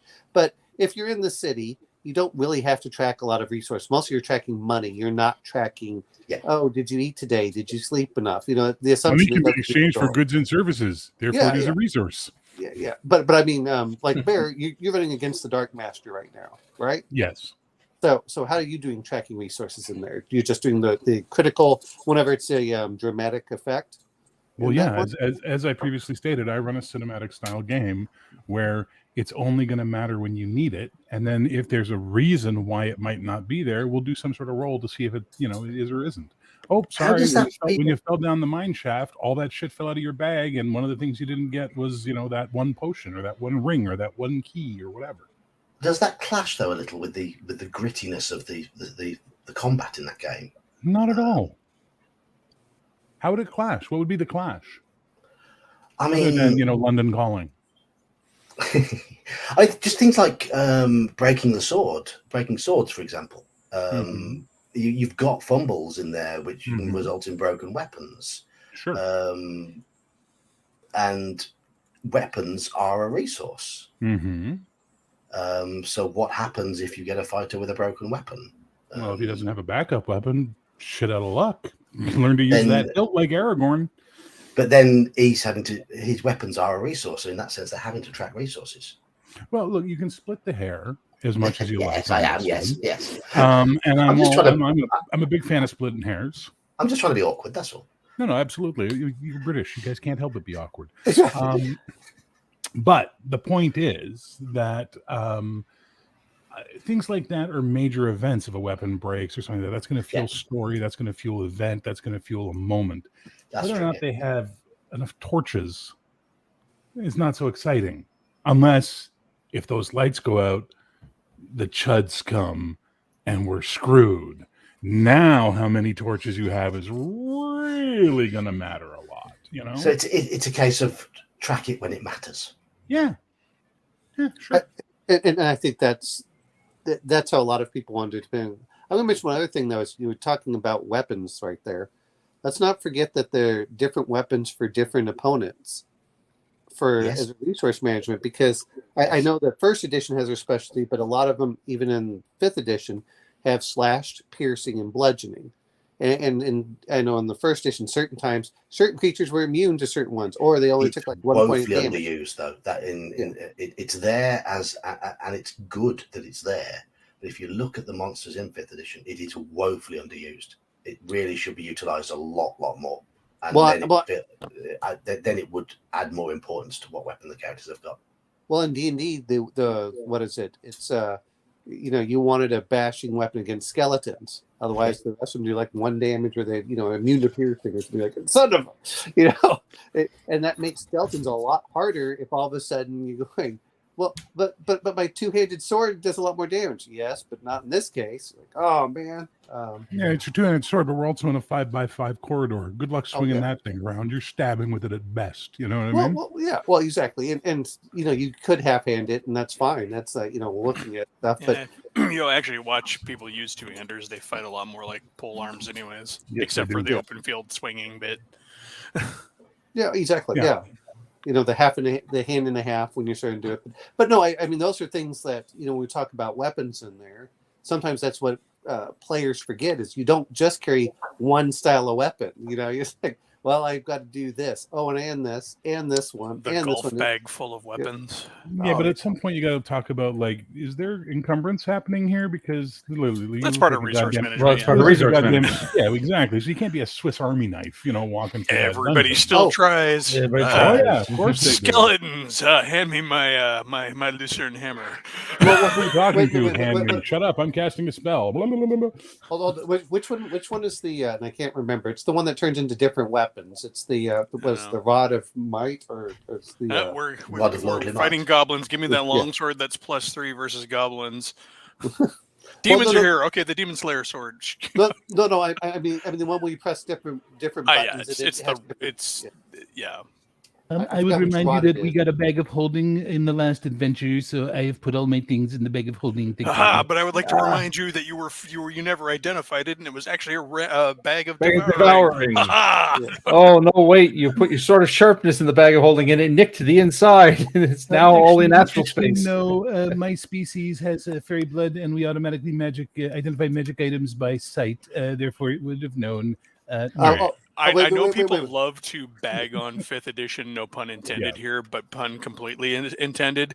I will say that I love the fact that they created the Bagman, which is a entity that will crawl out of your bag of holding, the Grudge style, and kill you in your sleep. Me gusta. And it's random. Like it may happen, it may never happen. Because he's in there moving around between the bags. So I'm a rare bird that is a fan of those crappy D&D movies that were made in the 2000s. Like, I like them for the most part because they're just cheesy fun. They're like 80s films. And one of the things I loved is in the third one, the excellent use of a bag of holding to get rid of the party member he murdered and didn't want anyone else to wake up and know was murdered, so they think the guy ran off in the night. It's like, that was clever. I'm like, I like that, stuff in a body in a bag of holding and then thrown in a lake. Awesome, well done. Good idea. Well, see, part of the problem I have with that is like, So there's resource management. How do you deal with corpses? Anyway. You animate them and use them to carry your golf bag full of magic swords. Oh, good point. Yeah. Or you do what the one party that my friends did when I was a kid, but I'll let Omanal finish his spiel first. No, I was just going to let Mage's Musings talk about his Night Below characters where they use the resource management of all the bodies as zombifieds. He zombifies them. Yeah. But the other point I think that it is when you make things too common, you can throw away that bag of holding without second thought. If it all of a sudden comes down to you very rarely get magical items, and that's one of the things I hated about some of the earlier editions. It's like, I got a +1 sword. Just throw that into the room with the other 45 +1 swords until I get to the point where there's a Dragon magazine comic that shows a conveyor belt stamping +1 sword on it. Yeah. Exactly. Now, before Alpe tells us the story of his youth, let me counter that with one thing, Omanal. What's rarer, your bag of holding or your life? No. I'm not disagreeing. In this situation, depends on how high a level the cleric in the party is. No. Jesus, you guys are bitching about the cheesiness of throwing multiple magic items, but No. I'm just saying, if you make things go in there, they may actually worry less about the party member that disappears and more about why did the bag of holding disappear. Is my point. Whereas it if was they're his just bag of holding, and I don't think the rest of the party knew he had it, so it worked out fine. well, yeah. I'm trying to think. The clever use of magic items. So my party were playing I1, Dwellers of the Forbidden City, and there's an aboleth in that. And one of the party members had a portable hole, and somebody got hit by the aboleth, and your skin goes all clear and membranous. And they said, "Okay, can we fill the portable hole with water and then float this party member in it so that just their head is poking out of the portable hole?" And then take him back to town and try and get him sorted out. So on the journey back, the portable hole was in the bottom of the wagon, and there was this black hole in the bottom of the wagon with a character's head just occasionally bobbing out of it as he was trying to stay wet. That is creative use of magic items. Yeah, it is. I'm not against that. Sometimes if you want to have that ridiculous aspect to games, I think that's a lot of fun. We used the window frame that comes in the robe of useful items or whatever it is, back in D&D to get through the magic armor of a Titan we were fighting. The wizard's pulls it out of the robe and slaps it on his chest and creates the window and opens it up, so then the ranger with the arrow of slaying can shoot and bypass his armor. So. Oh, okay. Just putting a window in the armor. Yeah, put the window in the armor and then open the window. Right. In his breastplate. So it's a Titan. He's got plenty of real estate there. Yeah. But creative use of course we had to ask the DM, it says you can put a window, you can make a window appear in a surface. Would his breastplate count as a surface? And he's like, yes. We're like, all right, cool. So now get me up there with your wings of flying so I can use the rope. See, the problem for me is when I played D&D and when I've run D&D, I'm considered skimpy on magic items because that's how I came up. If we found a +1 sword, there was a history to it, and it was an event, and it was like, woo. And then there was the one DM who, after 5 sessions, we found rope. It wasn't magical, but we did the rope dance because we found something useful, and we were so happy about that. So when I hear people talk about wings of flying and portable holes, I'm just like, I never played that D&D. Yeah, but they've been there since the beginning, almost. The AD&D. Oh, I'm not doubting their existence. I'm just saying I've never played at that level of D&D. Played a lot more in that space when I was younger, though. I mean, my older games are a little bit more magic scarce. So. Well, and to be fair on this, is I ran. My friend did it, and he played 4 or 5 characters all together, so we'd have a full party. And they got up to 40th level, and at that point, I was like, oh, I will never allow this to happen again. And so when Dark Sun came along, I'm like, yes, now you're just happy to get metal armor. So that was the Mark Holtman makes a point here. Did Gygax nick the idea of the portable hole from Bugs Bunny? I went from everywhere else. Why not? Why not? Yeah, it's why. Well, you know what though is we all say Gygax nixed it, but probably one of his players mentioned it's let me create something like that.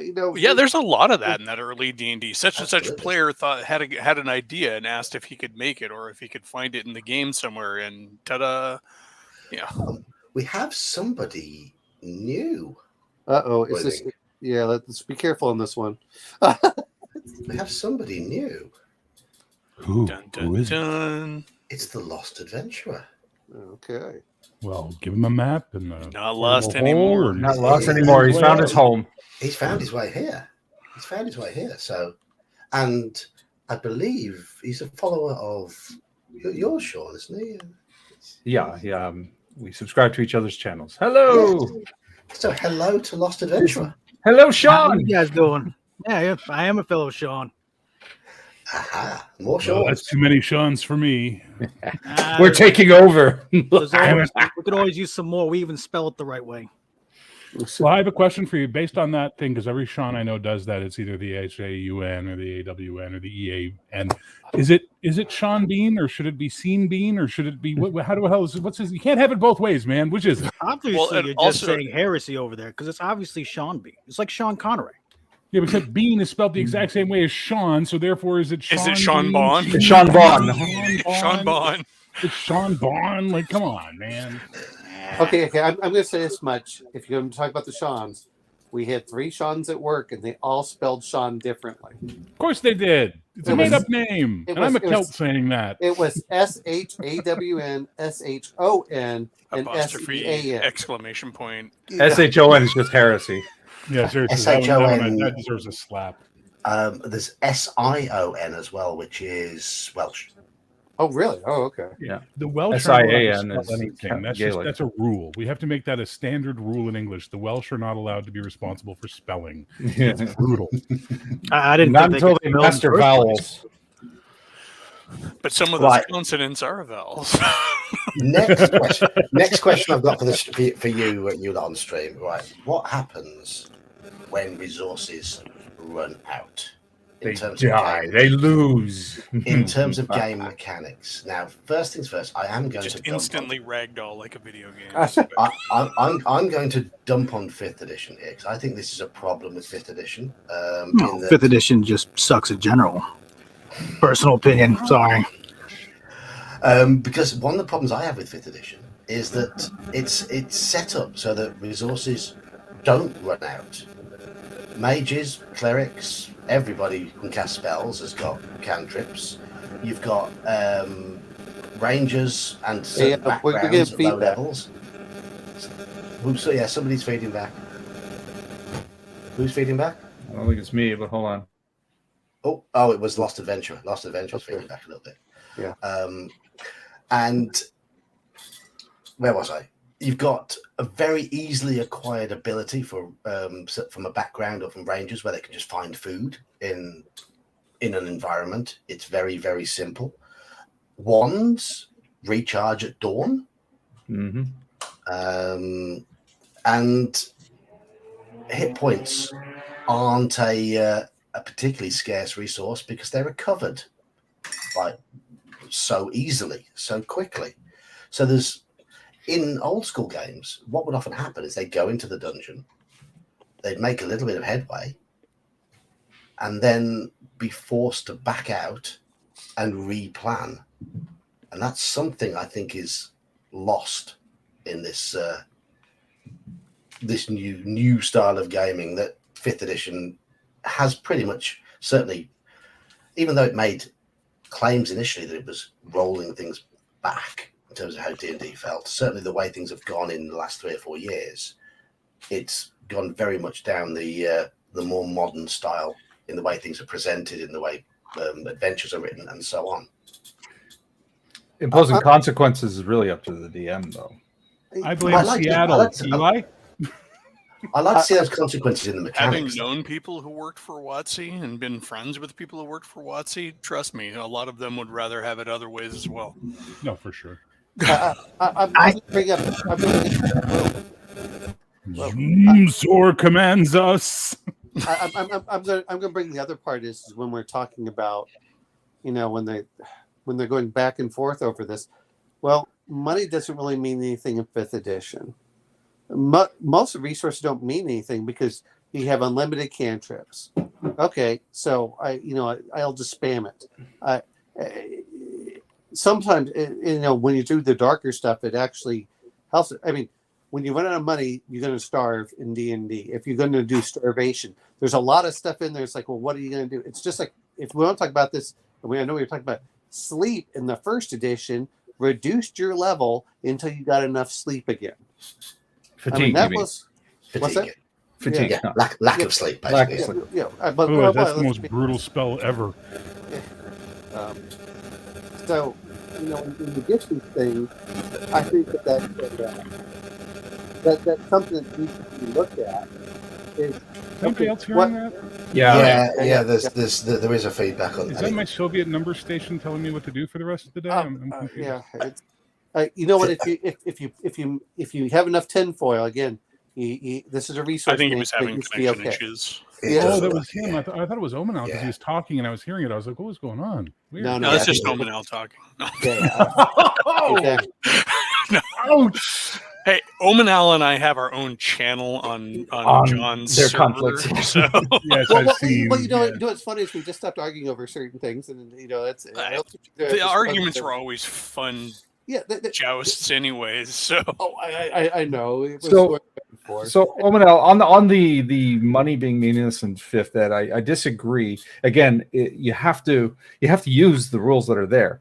For my fifth ed game, I charge them the daily expense, and Yeah. they find they never have enough money. Like they're scrambling for money all the time because I have beggared them by simply imposing the rules that are in the book. You have to pay your way. You have to Yeah. spend your gold a day. And after, if they take some downtime, they realize, oh crap, we're broke. So I'm finding that the amount of money that gets awarded in terms of treasure is actually nice and low. It keeps them poor. Well, I and will say the easy to rules think as of, written do not make resources count worth a crap. I mean, honestly, they really don't lean into it as much as the old games did. I mean, yes, money you can keep your players poor, but they're not having to spend their money on everything else. So they generally, in my experience, they usually have enough to cover their expenses anyways, because they're not having to spend it on expendables. Yeah, I mean, and that's part of and what's the negative if you don't have enough money? That's part of the things that come in there. And whereas, I find it interesting is the Warhammer Fantasy role play. Boy, there you want to talk about resources all in there. They even say, we encourage players to be poor so they keep adventuring. Otherwise, they can't hold up. And the other That's part, the original point of adventuring, wasn't it? well, and then the other point is that Unless you're a cavalier and then you're wealthy. well, no, I mean, but in Warhammer, in the fourth edition, you have your 4 levels basically in there, and it's a social status as much as anything else. So in your career, if you can't pay for that career, you go down 1 until you can start paying for things. So if you're at gold 1, which is gold's fairly uncommon. Oh, I'm paying gold 1. If I can't keep that up, then I move down to level 3. And then if I can't do that, it goes down to level 2. And then you're like, oh. And that makes a big difference in what you can learn and what you can do, and then how you're viewed for the social status.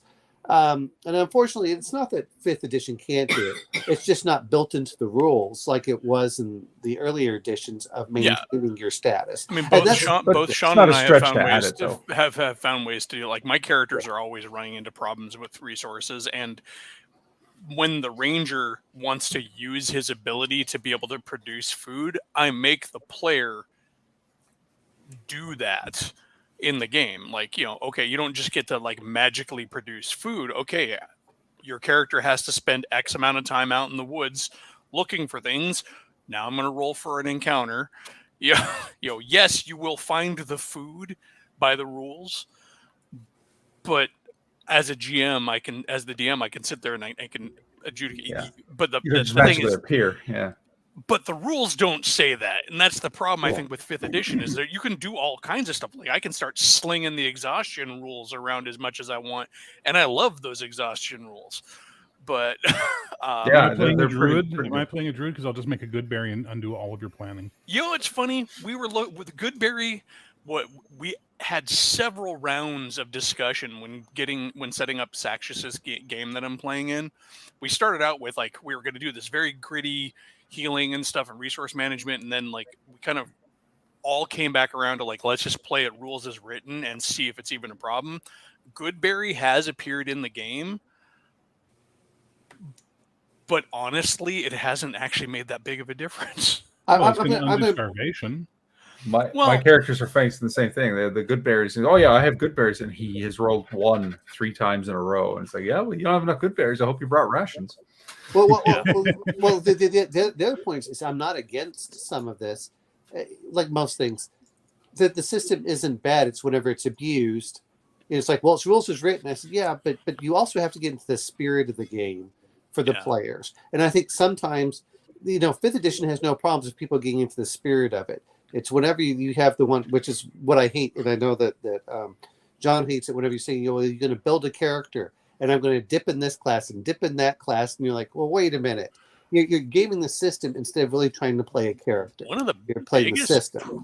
problems with 5e, though, honestly, is that 5e assumes a certain number of fights that I have never seen in a session of 5th edition. And that's where that Goodberry argument comes in. You know, like, oh, the Goodberry, like, okay, well, what are you going to cast today?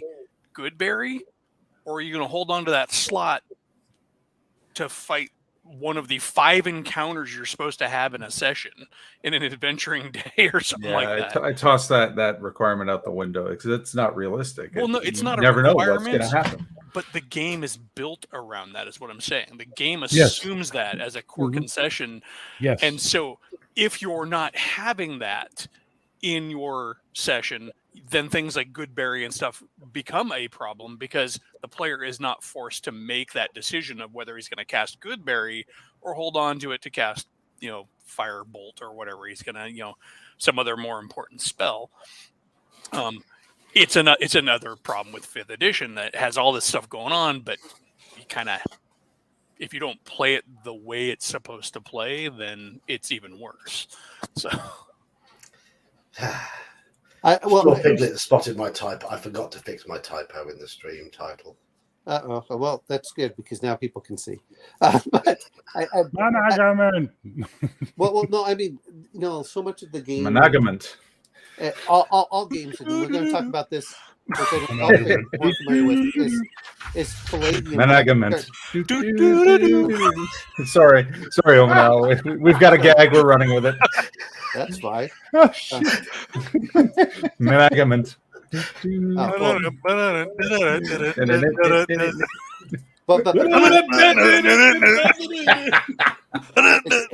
become the Office all of a sudden. It's the first. This is brilliant. We have a room full of people in their 40s Office. and 50s reduced to tears by a Muppets gag. That's genius. I know. Yes. Hey, Yes. And then now, like a laser, is focused on. I want to talk about this thing. No. We'll shut up. No. I was going to say we're like what, Waldorf and what was the other guy's name? Statler and Waldorf. Yes. Yeah. See, so we're up in there throwing stuff. Actually, that's L. L is more like that than anybody else. But no, the whole thing that starts coming down to all the this. biggest resource I lost is the time I spent watching the stream. Yeah, Good thing you don't have much left. Well, exactly. But I think that's the other part too. Is what is every game? The resource management determines the feel of the game. Absolutely. That's one of the biggest things there. And I think that's an important part. But the other part is, I'm trying to think of what other resource management until you really start getting the domain level. Most of it is okay. Money, time, encumbrance, and you can talk about hit points and stuff. It's like okay, but you got some health in there, and then you run with it. And I think sometimes, and this is the problem I've found with a lot of 5-player groups. Everyone talks about 5e, but it really depends on the group. But well, you know what? I'm just giving a bag of holding, so I don't have to worry about encumbrance. Oh, I'm just giving this, so I don't have to worry about this. And it starts trivializing it to the point that it's just combat doesn't have the same gravitas that it used to. Oh, I'm going to fight and I might not make it out. The assumption is you're going to make it out, even unless it's a really tough fight. And some of them, when you start getting the fortune and stuff like this. Why, if I only put one monster, let's talk about the DM resources here on what they have to do. As a DM, now I have to make sure there are enough monsters that they can't just cast like a whole person, and then they get to re-roll that savings throw, and they get to do this. At which point, it makes the fight trivial. That's the other part that comes into it is now you can't just do one big bad boss in most cases unless you want to. Yeah, I mean, lack of resource management, it trivializes a lot of aspects of the game. And the biggest impact it has is on the exploration tier. The biggest single impact is on the exploration tier. The sad part to me is I think there's a lot of players out there who would enjoy resource management play, but they buy into the hype that it's bad. Because face it, there's a lot of theory out there, and a lot of theory crafting and a lot of theory rage. You know, people screaming at stuff after just reading it on a page and never having played it. And then you get these people who play the games and they're like, well, this seems kind of blah, it's not that fun. Well, yeah, because you pulled, you know, like I always talk about, you know, that resource management invites adventure. It creates plot and story. Finding the healer for, you know, your party member, running out of it, you know, arrows when you're, you know, 3 levels down in a dungeon, you know, getting your stuff swept away crossing the river because you slipped off the log. That whole ass quest you go on to get the you know the party member resurrected. You know, those kind of things. Journey to the city, which is the only place you can get certain spell components. Yeah, you know, that scarcity, that resource management, it pads out, not even pads the wrong word because it has such a negative connotation. It fills out the campaign. A lot of the fun that I remember, the stuff that I really remember from my olden days of gaming older systems, is not because we went in there, we kicked that dragon's ass, and it was a breeze. You know, or, you know, remember that time we slew all those orcs and never broke a sweat? No, it's like, God, remember when, you know, the paladin was unconscious and, you know, we had to get him out of the dungeon, but we also needed to carry that giant ass artifact and, you know, all of our iron spites and stuff. You remember the struggles. Yeah, exactly. Yes. Well, and I will say this much. I know we talked a little bit about the strength beforehand. When the magic user had to pull out the dagger because they ran out of spells, absolutely, there was an absolute desperation in that fight of, will you come out alive or not? You know, before then, while you have it, and that's part of the thing of when they start saying, well, we did a focus, now you don't have to do this. That's why I said it's more of a Harry Potter. Oh, as long as I have my wizard wand, I can cast whatever cantrip. You know, and I'm not sure if you guys actually mentioned it. Let's not forget traveling spell books and regular spell books as resource management, because now, you know, how much does the spell book cost, which is one aspect. How much can I carry, and then how much can I learn? So, you know, in the Unearthed Arcana, which is one of the things. How much time do you have to prepare it? Yeah, well, that's the one aspect. But your traveling spell book is, well, I got my big spell book at home, and I don't want to carry that. So let me get a traveling spell book, which means now I have to plan accordingly on what spells I'm going to bring with me to cast. So it's not just what do I learn; it's also what do I have available for any of it anyway.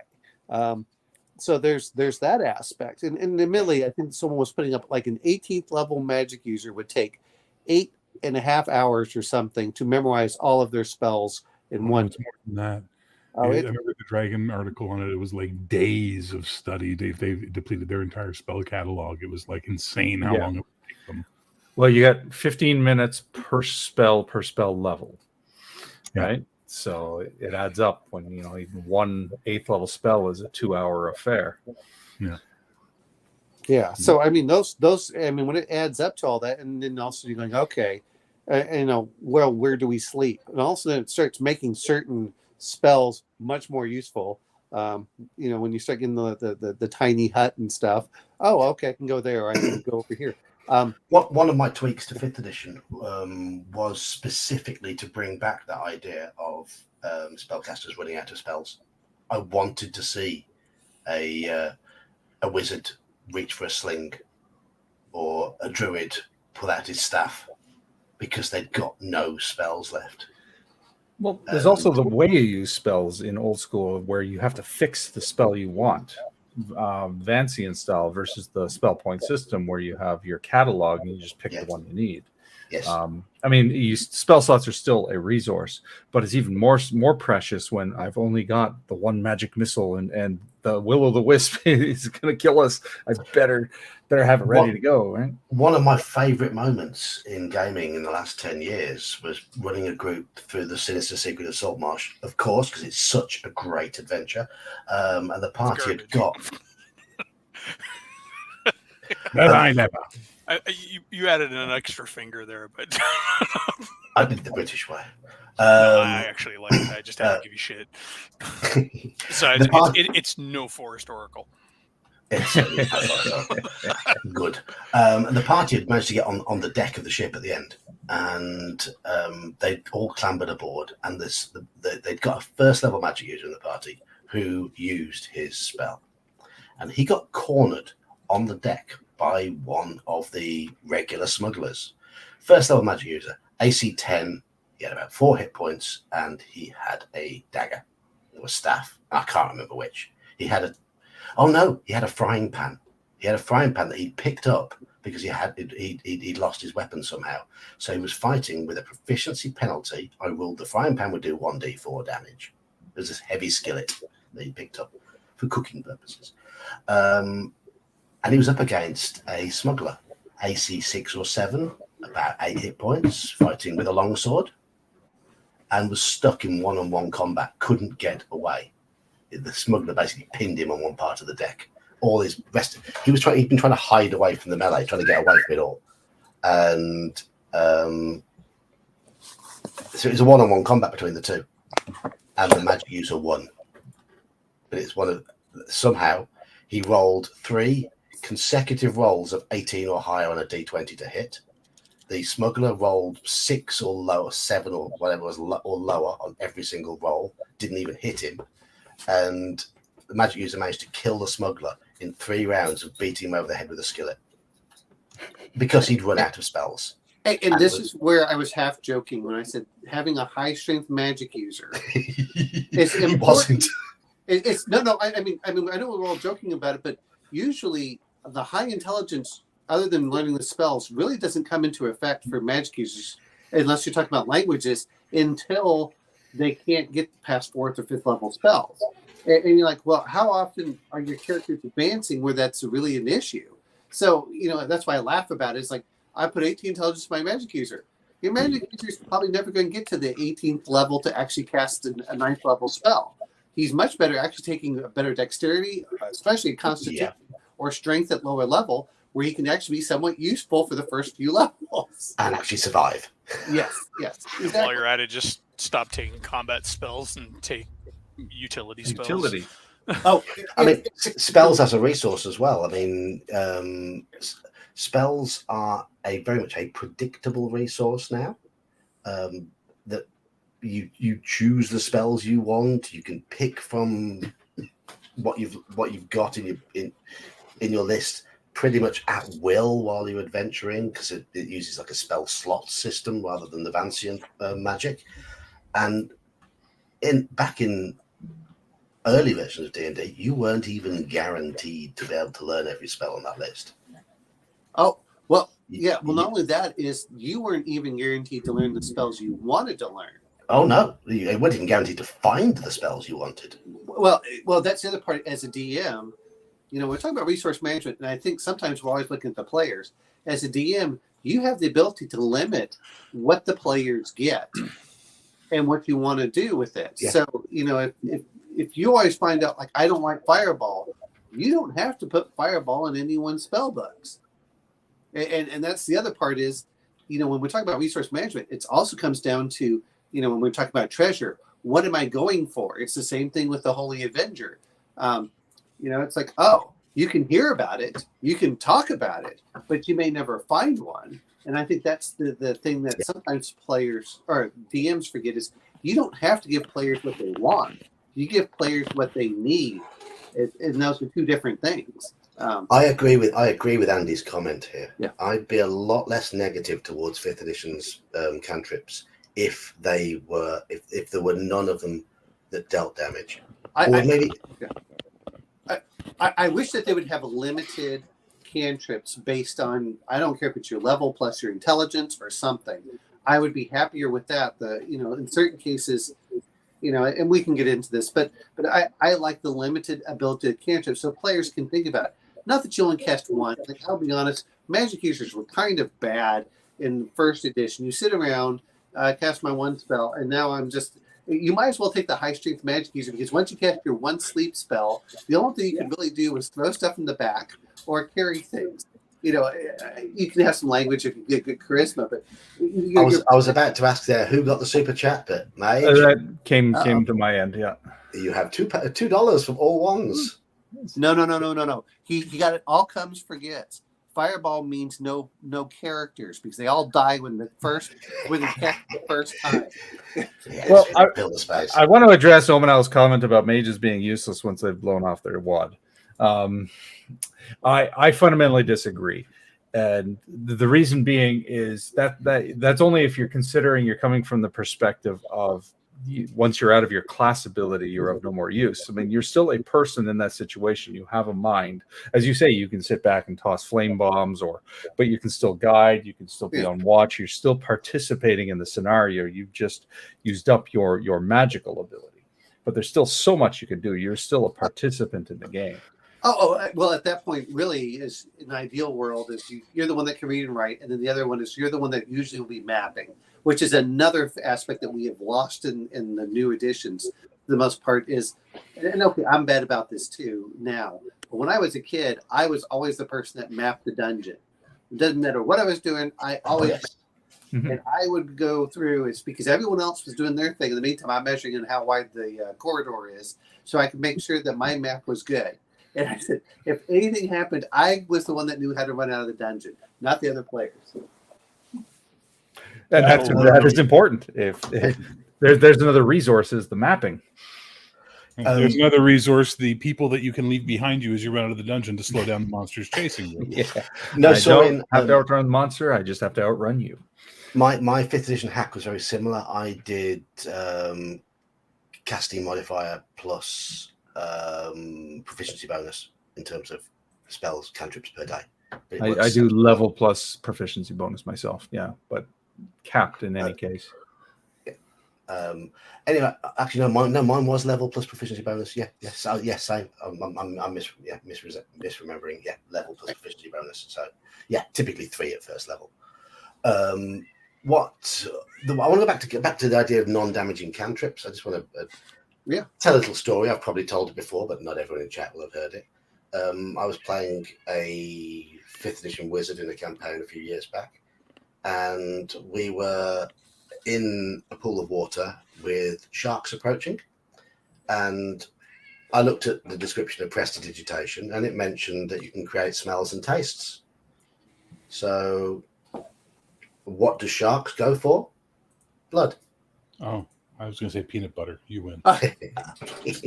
So I created, I said to the DM, I'm going to create the taste or smell, whichever, of blood in the water at the full range of the spell from me, which happens to be where that lead shark is. And the DM looked at me, grinned, and just said, well done. All the sharks turning on each other. Suddenly the blood is choked with water, and you've got time to get out. Off you go. You talk about cantrips. I did like cantrips when they were brought into 1st edition and 2nd, but I like the fact that they were limited number per day. And that's the problem that I have with it, is where they can just spam things, and it's like, oh, I can just do men. I can do men for this, and I can do men for that. No, look, stop it. Or I can do heat and cold.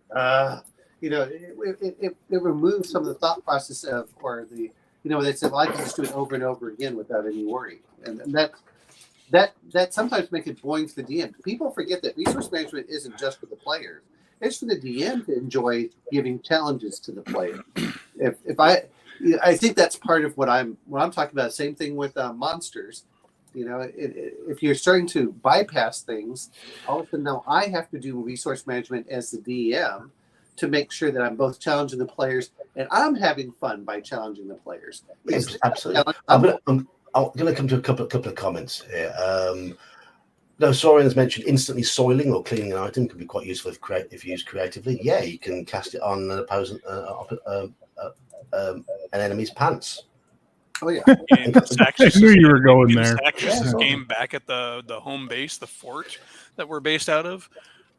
We've already introduced the neighbors to our bunkhouse there, to our mages, our wizards, mending spell and all of that. So he's selling it as a service to the rest of the folks in the fort. Oh, your pants are ripped. Okay, let me fix those for you. A couple of silver here, a couple of silver there. And hey, GM Cody gets this right. Mages are only useless if you want them to be. You've got high intelligence, And if you've got a high charisma, yeah, lots of henchmen, buy guard dogs. You haven't got much else to spend money on at first level in I feel like old school a games. good GM's going to put stuff in there if he knows he's got a wizard. Yeah. Oh yeah. Now Well, let's come to All Ones, because all Ones has paid Mage for this. So thank you again, All Ones, giving lots of money to Mage tonight. So Gotta get me when to that do first you- withdrawal threshold. okay, I'm gonna bring something up, which is a different game system, which I kind of like about this. And he's right if it's super rare, but I did like the fact that there were on the Monty Cook games, whenever he does Numenera or his cipher, the cipher system is the over encompassing one. I do like the idea of what they call I just remember what they were and I just forgot what they're called. But they're basically one shot items, and they can be anything from you feel you feel invigorated because you did something. They're called ciphers, is what they're called. But the cipher is, instead of giving a lot of artifacts, you can give ciphers, and the expectation is that the players are supposed to burn through the ciphers fairly quickly, and they get replenished with other ciphers fairly quickly. And you can get subtle, and you also don't worry about how big it is. It's like, oh, okay, if I give an overpowered item, it only gets one use. I don't worry about it. Whereas in some cases, if you give an overpowered artifact, you have really removed a lot of the challenges for the players. Yeah. And so that's one of the reasons that I like ciphers from that aspect. I like powerful single-use items because it usually guarantees that the players will use them in a meaningful manner. I mean, if they choose not to use them, it's up to them. It's their choice. Yeah. But you find that they tend to use them in a meaningful, memorable manner. And I like that.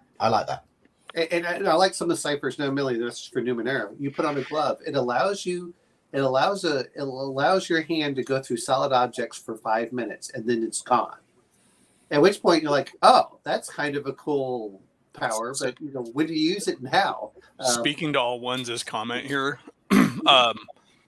one of the reasons you have seen a shift in the way magic items work in D&D is because of that, the hoarding.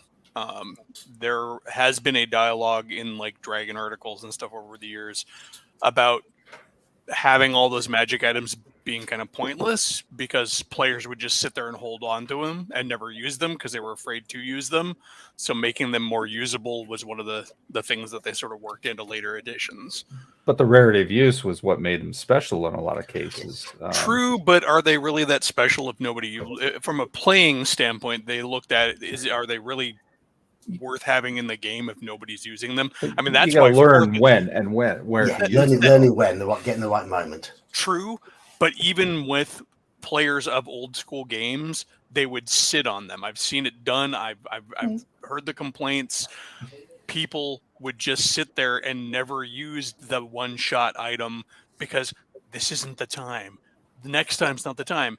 And yes, that is a way to play, and it's a research management, but there is a reason why that changed. I mean, 4th edition changed really hardcore on that. If you remember, you could just melt your magic item down and have it turned into something else and go get the magic item you wanted. I'd rather they have the choice. They sit on the magic item for as long as they like. I'm not saying it's good. I'm just saying I understand why it happened, and there's a reason why it happened. The evolution is clearly there. But it just boils down to, I mean, that's just also a part of things became more convenient. Everything in 5e, and I don't know about 4e, but everything in 5e is about convenience. And whereas because 5e also wanted to get away from one of the things that not Mage, but Geek mentioned earlier, going down to the dungeon, tooling around for a bit, having to pull back, going back in. They wanted to remove the rinse and repeat and keep people in the dungeon and going through the dungeon. I'm going to bring up one other point there. Is we also have to remember in 1st edition, the expectation was each group would be going through the same dungeon multiple times, which is why all of us hated it. Why can my people only pick the lock once per level? Well, that was kind of a way of preventing groups from accessing parts of the dungeon until they finally got a thief that opened that door, and now that whole new thing could open up. Or you'd say, okay, we'll try a different thief. And I think that that's part of sometimes, where the way that we played was not the way that Gygax played. And I don't mean, the rules as written. I'm saying as far as his groups. He had multiple groups, multiple nights, all going through, and they were all rotating in, whereas almost all of us had the same group every time we played with the same players and same characters. And I think that's that's a big difference of what we're looking at. Where the way Gygax played versus the way that we played as youngsters. We also have to look at the fact that, the expected party size back then was like 6 to 8 people too. Oh yeah. And that gives you the party a lot more resources, especially if you factor in henchmen, all of that. So with fourth and that also then communicates forward to like 5th edition again, where they expect a party size of on average 4, maybe 6, but it's written around 4. Yeah. So each character has to actually pull more weight. That's why that specialization left out of the game. Yeah. Good or bad, it's the why. No. I agree with you on that. But I mean, what is it? One of them where they're talking about the ability to evade. If you have less than 25, and all we think is like, how the hell do you even get up to 25? Well, when you start adding all those retainers and everything else, I have 6 to 8. And my charisma allows me to get 4 henchmen. And or you just have a bunch of hired mercs. No. But I mean, if you look at it, what is the evasion table? If you look at the evasion table, it's like, if you have 50. If you notice for 25, if you have 25 or less, it's actually pretty easy to evade a large group, which is funny because most of us thinking, what party has 25? But you're right. After I bring in my retainers and my hirelings and the porters and everybody, 6 players and your pack animals each year, there's your 25 with 30 people. Well, exactly. All of a sudden, you're starting to look over and you're going, okay, now this looks like, and I'm sure that they did this. Is the, it looks more like a wagon train that's used by the conquistadors, to go find the lost city of gold, rather than the way that we're thinking of, like, just 4 players, plucky adventurers go off into the woods. No, that's nothing like what it was in the old D&D. It was the whole, and all the conquistadors would die of disease. Oh, well, yeah. Well, remember, first edition had all that. Yep. Well, if you remember, flat out, every time you went into a dungeon, there was X percentage chance you'd come out with a disease. Sorry, let me mute. Oh, okay. Was it rotworms? Those were the best. No, you could just pick up just general. And Gygax. How did you get syphilis in the dungeon, man? Some desktop guide to diseases and just splatted them on a page of the DMG. Yeah. But, well, remember, some of them was like, you could get cancer. You start, what is that? It's like within the first 25 pages, he includes your chances of getting disease per month. Yep. It was. You died of dysentery. Oregon Trail, lucky. Flashbacks. And to be fair on some of this is by the time you got up to about 4th or 5th level, much of what, and especially when you get higher levels, the expectation is those higher level characters. Whereas in D&D, I think 5e now, it's expected that it's going to come much earlier. But when you look at the later levels, by the time you were in 9th level, they said, okay, look, you've done all resource management down to the smallest number. Whoops. But you've done. But came back. Well, no. But you've done all of your resource management. Here's a bag of holding. Here's this. Here's this spell. And so then they start making that aspect much more trivial for your resource management because they assume that, look, you've done that for the last 6 months or 12 months. Mm-hmm. You've had your resource management. It's not as big of a deal. We'll give you powers and abilities and magic items to make a lot of those things trivial. So now the game can be fun? I don't understand what the logic is on that. No. But what I'm saying is, but for 5e, the players haven't gotten through that. So, at that point, you're doing world-spanning, let's be honest, 9th through 14th level, you were expected to take out Lolth? Really? I mean, playstyle and expectations from the game were a lot different back then, I think, too, for a lot of people. I mean, there were much more gamist aspects to D&D back in the day, and the presumption when you sat down to play was that it was a game. So but you had there pieces. There was also the bragging aspect. If when you started looking at, like, remember how they had all the titles? By the time you were 9th level and you became a lord, you were really, Yeah. you had done all of the basic stuff, and now they were saying, okay, how do we get rid of all this? Because you fought your dragons, you've gotten hundreds of thousands of gold. Okay, now it's like, how do we drain it from that? It's like, okay, and you go have through to the whole feed your dragon. well, there were some of them like How that. many pounds of food does a dragon ain't eat? cheap, man. I'm telling you, dragon chow costs money. Oh yeah. Well, no, that's when you build your own dungeon and start circulating a rumor that there is a great treasure in it, but it's just your dragon at the center of it. It's just feeding your dragon. I love this. This is a good plan. We've been focusing on D&D, and I'm going to jump over now to. I want to hear from Bear What? about Against the Dark Master, because What do you want to I'm hear a about merc. it? I'm a merc player. Uh-huh. And one of the aspects of merc that I like, and I know people find it fiddly, is the way that encumbrance affects your moving maneuver abilities, which affects all your moving maneuver skills. Mhm. And I like the way that hit points are a very precious resource, in a sense that if you drop below half hit points, you get -20 to Yes. absolutely everything. Yes. Is that in Against the Dark Master? Is all that Yes. in there? That part about the hit points is definitely in the Against the Dark Master. It sucks. Like, people hate it because it's, the death spiral mentality, but I love it because I love it as well. Nothing pisses me off more in D&D than I have 1 hit point left and I fight just as well as if I had full hit points. Yeah. Well, but that's because it's not really representing wounds. It's oh, shut up. Just shut up. I've never played any D&D anywhere with anyone when you got hit, the DM didn't describe the blade hitting you. You know what I mean? Like, yes.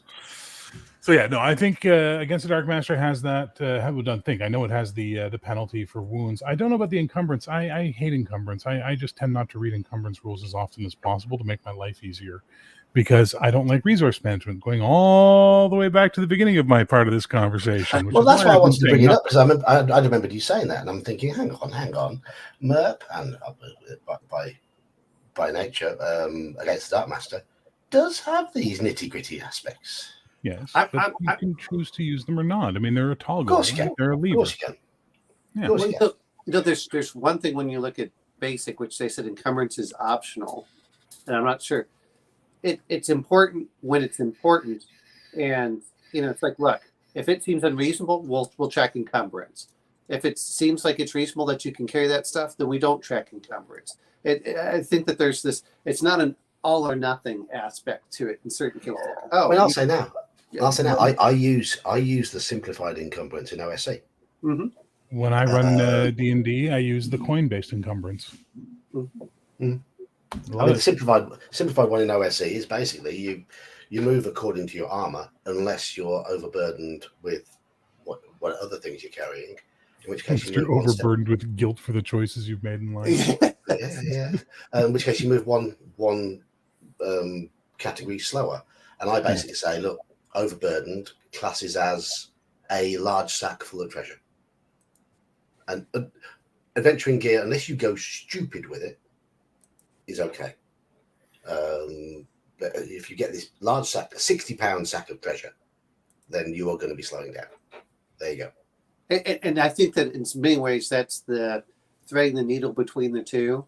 It's like, oh, okay, well, I'm going to count this. Well, if you go 1 gold piece over, then you slow down immediately. I know you talked about that earlier. It's like, okay, look, what does your armor have? Okay, you're going to be slowed down a bit for your armor. Okay, then we're going to do that. Okay, you know what? If it seems like you're carrying something reasonable, that's fine. If it isn't, then it's like, hey, you know what? Let's count it up. That's like resource management for me tends to be a kind of a sliding scale too. It's like, okay, when I start to feel like they're abusing it, then I'll start to like, how many arrows you got there? Oh yeah. How many days worth of food you got there? If they're like, there's a bear, I'm gonna give him like 2 days of rations and try and make him, make him my friend. Oh wait, we met goblins. I'm gonna give away all my food. And then when they get to the wilderness, you're like, so how many rations do you have left? That's when I start paying attention. That are with us, they're gonna make good eating. Well, the other part is that some things are not heavy; they're just bulky, and so you're going, okay, how are you going to carry all of that? Because now you don't have enough room to physically fit it. It's like Okay, I'm going to carry a bunch of beach balls that are inflated. Well, how many can you carry? It doesn't matter about the weight. The weight isn't the issue with beach balls, in most cases. I put it in the comments about mundane books. The players in my game realized how much just regular books, not magic books, were worth. Like 100, hundreds of gold per volume, right? Because they're so rare. And they'd run into a library. If you ever DM'd a game and got your bag full of books and taken them to a session, you know how much those buggers weigh. Well, and the thing is, though, here they are, like, we can't leave these here. We've got to get all 400 books out of this wizard's library because, we'll be set. And, next thing you know, they're, like, measuring out their cart and, building frames out of the furniture. Yeah. Well, if we break down the bookcases, we can build a travois that we can drag out the dungeon. Oh, yeah. That moment they realize there's a wizard with a nice juicy spell book standing right there, and they're broke, and he's not paying attention right now. Doggy. Well, the only problem is when he rolls, he finds out that he can't learn any of the spells because he got higher than what he's supposed to have. No, it's what do you mean? Well, you rolled a 95 and a 95 and a 98, and well, you didn't learn anything. I mean, we were talking about two-handed swords earlier about the encumbrance thing. Was it encumbrance 250 coins or something? A two-handed sword in real life weighs about 4 or 5 pounds. Oh yeah, right. Nothing.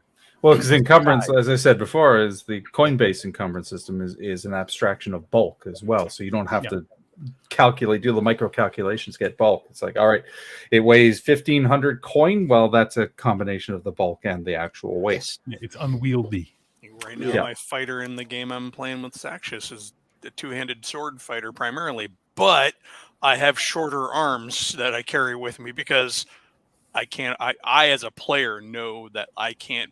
It's not realistic for me to be swinging that thing around. But it also means that a lot of times I'm wandering across the countryside doing this. Sort of. Can you use those shorter arms to carry extra items? Yes, like a T-Rex? Like little T-Rex arms here. Exactly. I can cast spells simultaneously while fighting in melee combat. That's using your noggin.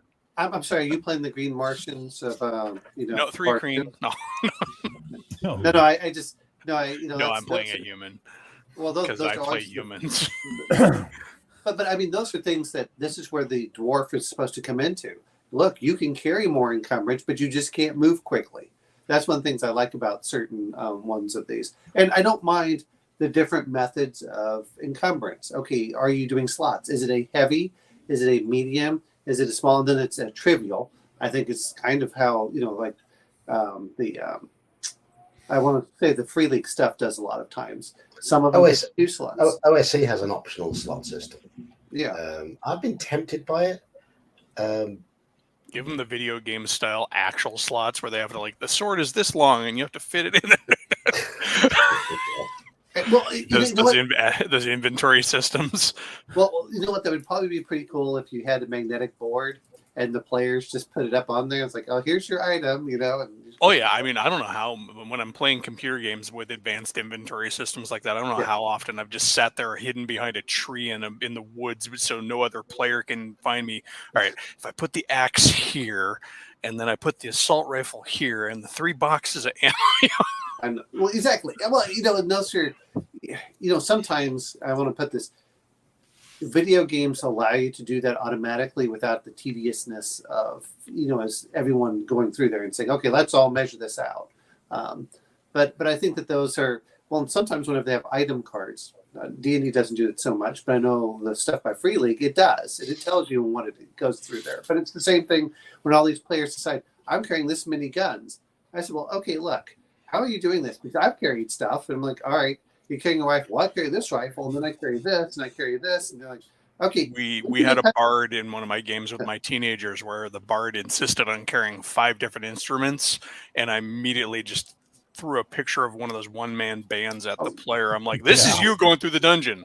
She's like, I'm going to try and stealth. I'm like, how? How are you going to try and use stealth? Honk, kink, bonk, ting, ting. It's like, that's you going through the dungeon. Oh, that's genius. Hey, the symbols are silent, I swear. Everything's got to be wrapped in cloth. I just cast the silence 15-foot radius on a coin and put it in their purse. Or you have that bard player who decides to be really quirky. What's your instrument of choice? A glockenspiel, A harpsichord. wind chimes, bling.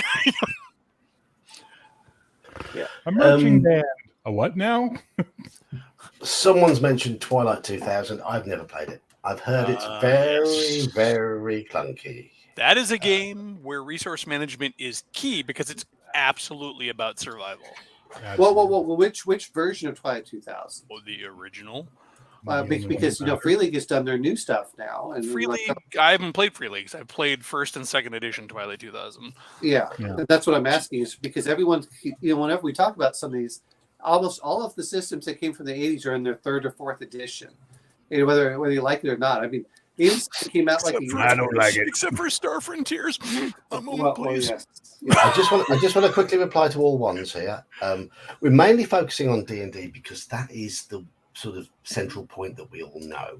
And I'd like to just quickly go around the table and just tell everyone in chat what we're currently running, so that people have got an idea. I'm currently running an OSE game, which of course is BX. I've just finished running a Call of Cthulhu game, and I also run a fortnightly MERP game. Those are what I'm running at the moment.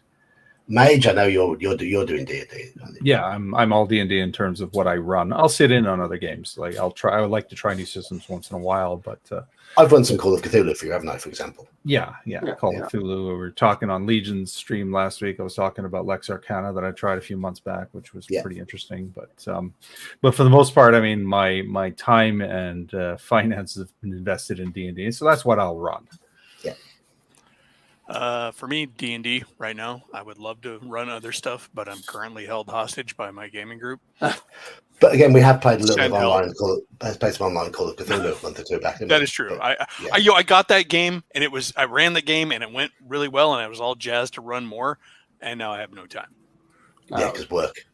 Bear has made a point of not doing D&D things at the moment. Yes, I've walked away from D&D happily, and my sanity returned with it. It was quite nice. I don't get into pointless arguments about encumbrance anymore.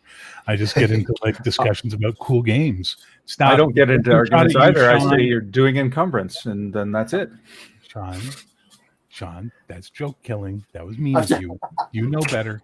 Oh, you know I am the killer of jokes when they come from you. Canadian fight! Go! Oh, okay, fine. I'll meet you at the Timmy's and we'll settle this over a coffee. Yeah, but I'm buying. Fine, okay, but I insist on holding the door open for you. But I insist on holding your car door open before you hold the Timmy's door open. So there. It's going to be a sorry off. Drive. I'm just waiting them to say A. That's all I'm waiting for. That is stereotypical and offensive. Huh? That's right. Huh? I don't understand. Huh? It's supposed to be. So, tell the nice people in chat what you're running at the moment. Back to the actual conversational point. I'm running Against the Dark Master right now. I'm playtesting my own system, Bastard Sword, and I may or may not be running a Marvel multiverse game at some point, but that's becoming less and less likely just based on time constraints. And I'm going to say as much. The ones I've been playing right now are GURPS. I don't really like GURPS, but you go with the group that you're with, not with the one that you want. Shame, GURPS says such nice things about you. It's really rude that you come on here and say you don't like GURPS when GURPS is your fan. Man, that's rude. I thought people just bought GURPS and walked around professing how great it was, like some sort of street preacher. They never actually play it. They just talk about how great it is. They proselytize, GURPS. But I'll say as much as I buy a lot of books to get ideas from them. And, I've seen the slot systems. I've seen the individual. I've gone through all of them. And in some cases, and I'm sure that Eli's done the same thing, you just start bastardizing the ones that you like that make sense, that are easy for the players to understand, and it's easy for you to keep track of and move on with your life. I think sometimes that, everyone wants to do, I only play this. Well, you know what? Sometimes you can go, this is perfect. It works this way. Sometimes but you have to understand the systems by reading them and appreciating what they are and understanding that when you start changing rules and how they're going to impact. But, I'll be honest, when my characters starting to come into it, I start carrying less and less equipment, just like in real life. It's like, well, what do I need? You know what? I got a backpack. That's my, my bug out bag in real life. I'm going to do the same thing for my characters. And the rest of it is like, well, what do you have? Well, I got a Swiss Army knife up there. I've got this, and if I need anything else, I'll go into my car and pull out the big stuff. You know, What is this game? I'm trying to figure out which game you're running that does all this. It's called Real Life. Oh, I didn't know this was a game. No, the Sorry. game of life sucks. I've It's played the it. worst game of all. Yeah. Can you just play Candyland and be done with it, please? I do miss having a diverse group of players, like Yeah. back in the roommate days, where it was all of us, a bunch of gamers in the house. It's like we had characters made for everybody's campaign. We're like, what are we playing tonight? But I mean, if you're playing a more modern one, like I'm playing a sci-fi one, like okay, but when we talk about sometimes encumbrance, that's what your players are going for in certain cases. But this is why I kind of like the ones that are you've got a ship. That's where all your equipment's being held. Your ship is mobile, but when you leave the ship, it's just like in real life when you have a car. When I leave this, what am I carrying with me? And that's what it comes down to. And having carried some stuff in real life, people carry way too much crap. And in real life, just like anything else, when you have to start paring things down, it's like, well, what can I do? Oh, I can remain a little cold. I can do this. I start getting rid of, okay, it's 0 degrees. I don't have to have cold weather gear unless I'm going to be outside for a long time. That's the first thing that goes. That is the most bulky crap that I have to carry anyway. And then you start saying, is this, and you start saying, do I need this? No, you throw it out. Do I need this? I throw it out. I feel like that cold weather stuff was a shot at Canada, Sean. What do you think? No, actually. No, I don't think so. Afghanistan when I was in there in the summer. You are the worst to do improv with, Sean. I'm telling you this right now. Only with you. The other game I like to poke the bear. Oh, yeah. The other game I've run recently, which has a very, very different resource system, is Paranoia. Oh, yeah. Jeez. Yeah. Yeah, but Paranoia is barely a game. Oh, it is. It's fantastic. It's great fun. Your resource system is basically how many treason points you've got and how many clones you've got left. That's it, really. And things are going to explode when you try to use them. But you have to. You don't want to use them, but you have to because the computer asks you to. The computer wouldn't hurt you, would it? No. Are you happy? Yes. Good. Anyhow, I think we've pretty much hammered the topic of resource management. If there's anything else on resource management, anyone else wants to? Well, tongue in cheek, sort of. Just remember, as a DM, you have a very important resource, and that's your player. And if you're too big of a dick when it comes to your game, you're not going to have any. Wait. You know what you need to do is when we talk about resources, let's talk about maybe next week or something. Resources that you, as a DM and player, bring to the game itself so it runs more smoothly. Food for the DM. Pizza. Yeah. I apparently have to have pencils on supply because my players don't know how to bring their own. Oh, yes. Well, dice. Dice is one important one, too. Yeah, but, if you bring pizza, then make sure you also bring a gas mask. Make sure it's anchovies. For you, lactose intolerant boy. Yes. I'm saying all the things that for next week is, we're all talking about this stuff as you're playing the game. What about stuff that you guys like to bring to the game itself to make it run more smoothly for you and your players? Or marijuana.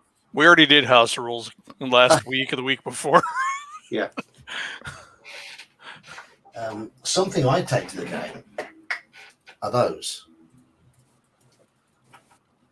Oh, Any idea why? Any idea why? What are those? We play with when we play face to face. We play with a whiteboard, and I write on, draw everything out on that, very very loose. But there's limited table space. All you do, turn these up. Oh, there are things in that. Turn these up, put the board on these, and people tuck their character sheets underneath. Instantly creates extra feet of table space. Yeah, that's a Kickstarter for that. These are just cups. These are just plastic cups. That's all. No, it's smart. I'm just saying someone out there did a Kickstarter where you could have a permanent version of that without cups. Those cups didn't cost anything. Well, your thievery habits are your own business, sir. See, he knows how to do resource management. He takes it from other places. So I'm just going to summarize my opinion on resource management. It's a general opinion for most of us, apart from Bear, who's the contrarian of the group. Yeah, contrarian. But my basic opinion is that accurate resource management enhances the game. It forces more creative thinking and forces more interaction with the game world. And I like that. I like it a lot. That's my opinion. Does it make you happy? Yes, it makes me happy. Then that's all that matters. Absolutely. For me, it's like anything, like everything in moderation. Like I like using encumbrance. I like players tracking that sort of thing, but I don't want to go so far that we're calculating fluids to the millimeter, or, like I like coin-based encumbrance because it's an abstraction for bulk, and I say, okay, this thing weighs 130 coin, and then they can determine, oh, well, I've got enough space in my sack, or we can put it on the cart, or whatever, and that's good enough. Then off we go. But there is some element of that tracking there, and that minding what they've got, what they're carrying, ammunition, things like that. Yes. So I don't disagree. For me, honestly, I play with what the people at the table are going to enjoy.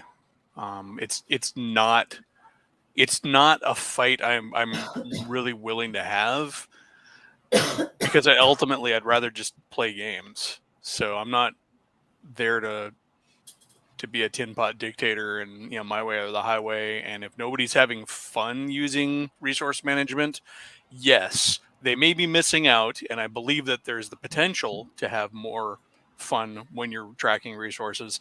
If nobody's into it, then it's counterproductive. So for me, it's a take it or leave it thing. I like it personally, but not all the time. One of my groups really wasn't into it, but they enjoyed Call of Cthulhu, which really doesn't hinge on the resource management so much. So I ran a lot of that for them, and that's where we met a common ground. It's Call of Cthulhu. It hinges on not reading fucking books or anything else. Just don't read. Stop reading. My character survived. Why? He's illiterate and blind and deaf. I can't hear anything. I can't see anything, and I sure as shit can't read anything. Looking at the Necronomicon didn't drive me mad. Omanal famously succeeded, and I mentioned loads of times on stream. You succeeded because you critically failed a constitution check, didn't you? And you basically collapsed, worn out. Well, that meant, and there was that one. There were several of them where it was just kind of lucky. The one where I went berserk, and then I just kept following. The other part. Well, that's a little bit different. I agree with Bear. I agree with everyone, depending on how much it is. I kind of like the ones that are done in the free league systems, which is kind of a slot aspect. And then, if most of the time it's, does this seem reasonable? That's all I look at. Does this seem reasonable? And if you don't seem reasonable, we're going to start tracking encumbrance because you're gaming it. But other than that, I kind of like the OSC. Here's your armor. This is your speed. Don't be ridiculous in what you're carrying. And if you do, then we'll start tracking it. It's like most things is, if you work with me as a DM, I'll work with you as a player on what seems reasonable, and that's not a problem. It's usually whenever people are really trying to game the system, and also it's even as a player, if it doesn't make sense, I'm tossing it. It's like, well, why aren't you doing this? Because this maximizes blah blah blah. I said, because in reality, people don't do that. Like what? I said, look, you have to be reasonable, and you can't be paranoid all the time with your character. Because then at that point, as a DM, I'm like, oh, you get minuses to reactions. Why? Because you always come off as paranoid. You can have. I mean, to streamline the whole process, you can have little assumptions. For example, you can assume that if your party cross a stream, you've all filled up your water skins. You can assume that. Excuse me. Well, like most things, is what is the focus of the game? If the focus of the game is something like Forbidden Lands, it's absolutely crucial to track your equipment and things. If your equipment is the main thing. And I think that's what some of it comes down to. And then this is really when we talk about 5e, some of it just comes down to that 5e really needed a second Dungeon Master's Guide for players that want to play a grittier game, and they never went that way. They did talk about it, but said, hey, we're going to do hardcore mode. This is hardcore D&D, and if they did hardcore mode in the DMG, most of that stuff is in the DMG. Yeah, it's already in there. No, not all of it. It has. It's not even that nobody reads it, Bear. Nobody will let you play with it if they've learned about it. But it's the I made a same. list of 10 things for a campaign, and only one passed my players. So See, this is that thing where you and I disagree about being a tyrant at the table. This is the game I'm running. These are the rules I'm using. If you want to play, show up. If you don't want to play, do you play with we're random good. people, or do you have a regular game? I have a regular game, but also when I play with random people, I tell them this is the game I'm running. These are the rules I'm using. If you want to play, you're I playing. do If not you're have not, a random game. Okay. So Well, I'm going to say this much is, but that's why I said I wish that they had done a hardcore D&D to attract them. It's like, oh, I'm going to play hardcore D&D. It's like, oh, what's the rules in this dungeon master? hey, it worked with marking advanced Yeah. D&D advanced. Yeah. hardcore D&D though implies you might have to get it in a plain brown wrapper at the back shelf, right? Like I'm just saying, be careful on that word. D&D triple X. Well, they've already got it. After They had it. Adventures in Middle Earth was that. I have that. It's one of the best iterations of 5e you'll ever see. Yeah, it's very good. exactly. Well, those are the things that come into it. But I like the hybrid system more or less, which is where I like the free league. It's like, okay, what do you have to track? I don't have to track every aspect, but the die tracks it. This track. When I'm saying this because I think you and I have talked enough that I can make a joke at your expense and you won't take it personally. But Jesus Christ, I thought I was a free league shill. Dear Lord, man, do you get paid every time you say their name? He hasn't mentioned Conan once, so I don't know what's going on. I don't think it's actually Omanel. No, I did mention, but since we're talking about resource management, and like you're right for that, Bears. Well, because I like the systems. It's so easy. It's like, oh, for Alien, oh, what's your resource in there? 6. Roll 6 dice. Guess what? Everyone that comes up a little face hugger, you lose in air. So, and then if you lose all 6 amazingly enough at once, what happened? Well, obviously you ripped your suit, and now the air has expanded. And now you're going to die. It's like, you hyperventilated or something.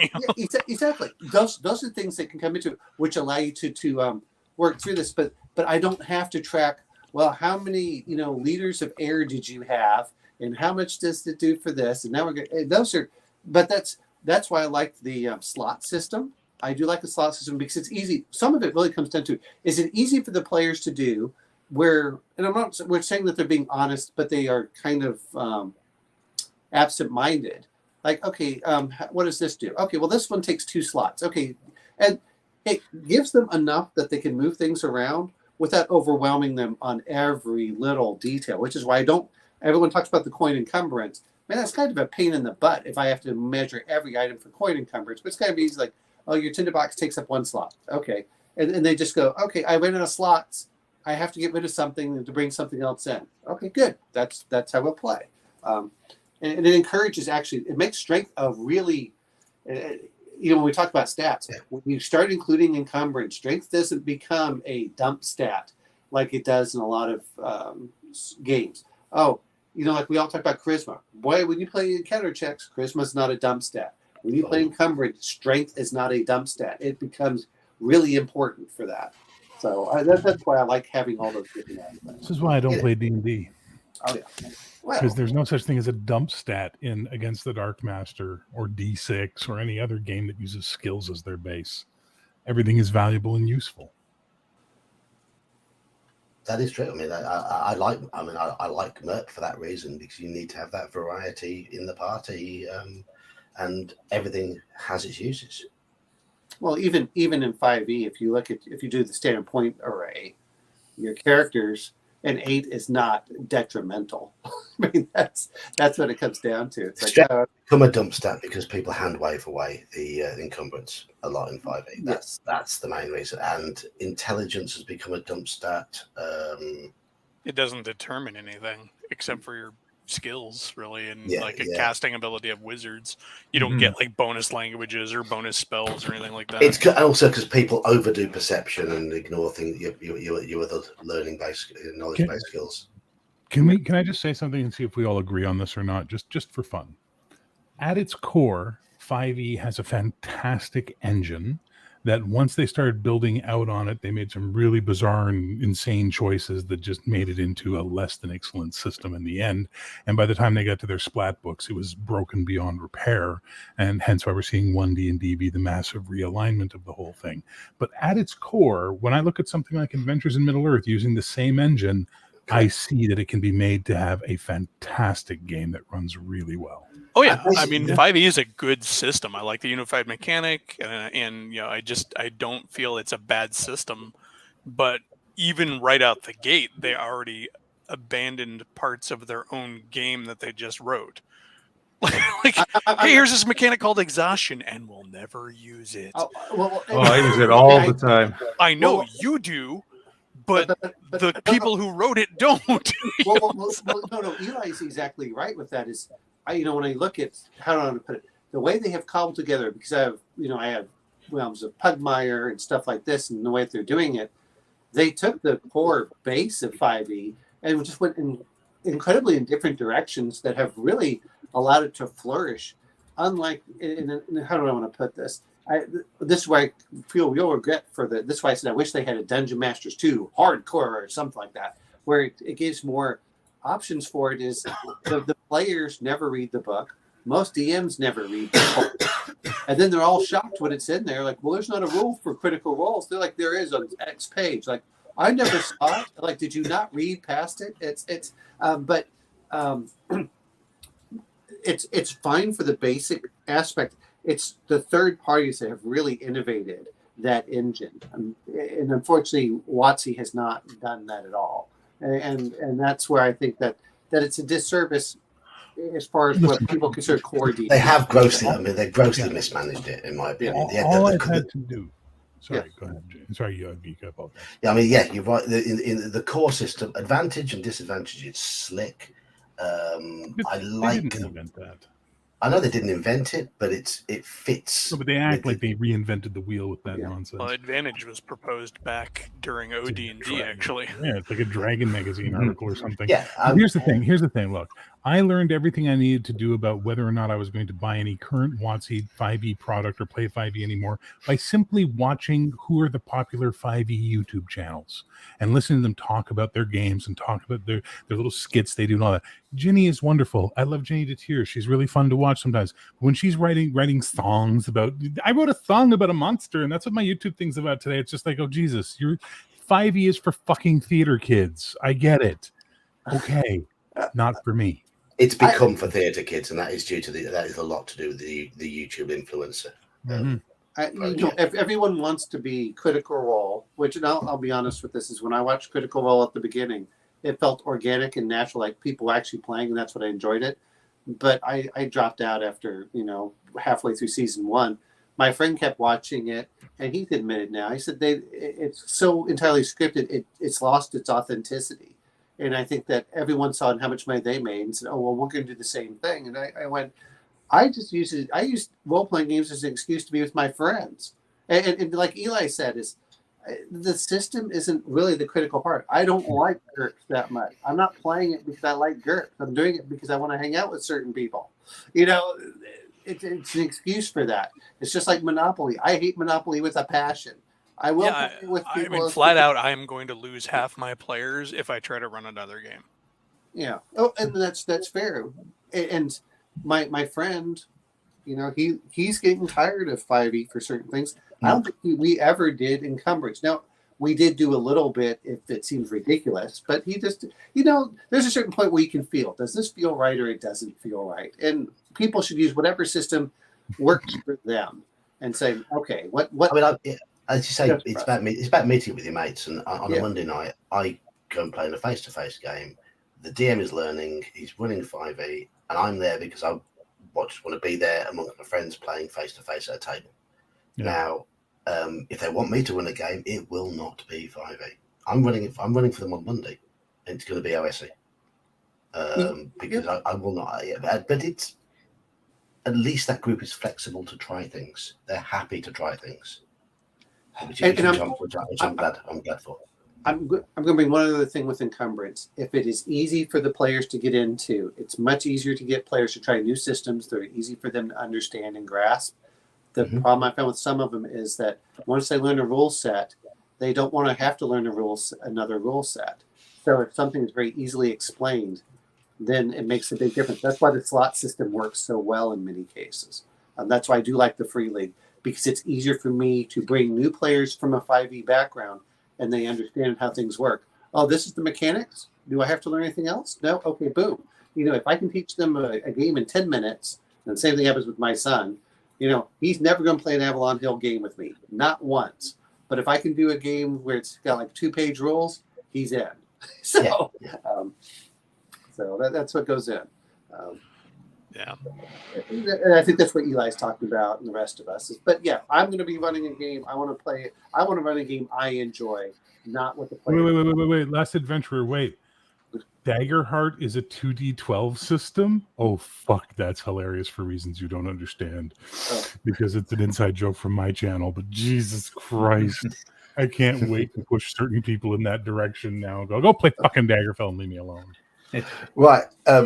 We have come to that point where it is now midnight in my part of the world, which is the correct time, as you are all aware, because you are on the ball. Everyone, Britannia rules the waves. Of course, we did at one point. Not anymore. Not anymore. So it is my pumpkin hour, which means I'm going to be bringing this stream to a close any minute now. I want to say thank you to everybody who's joined us. Doof has been in here, and we had DK as well. Neither of those two have got channels to shill, but if you've got a channel, now's your chance to shill it.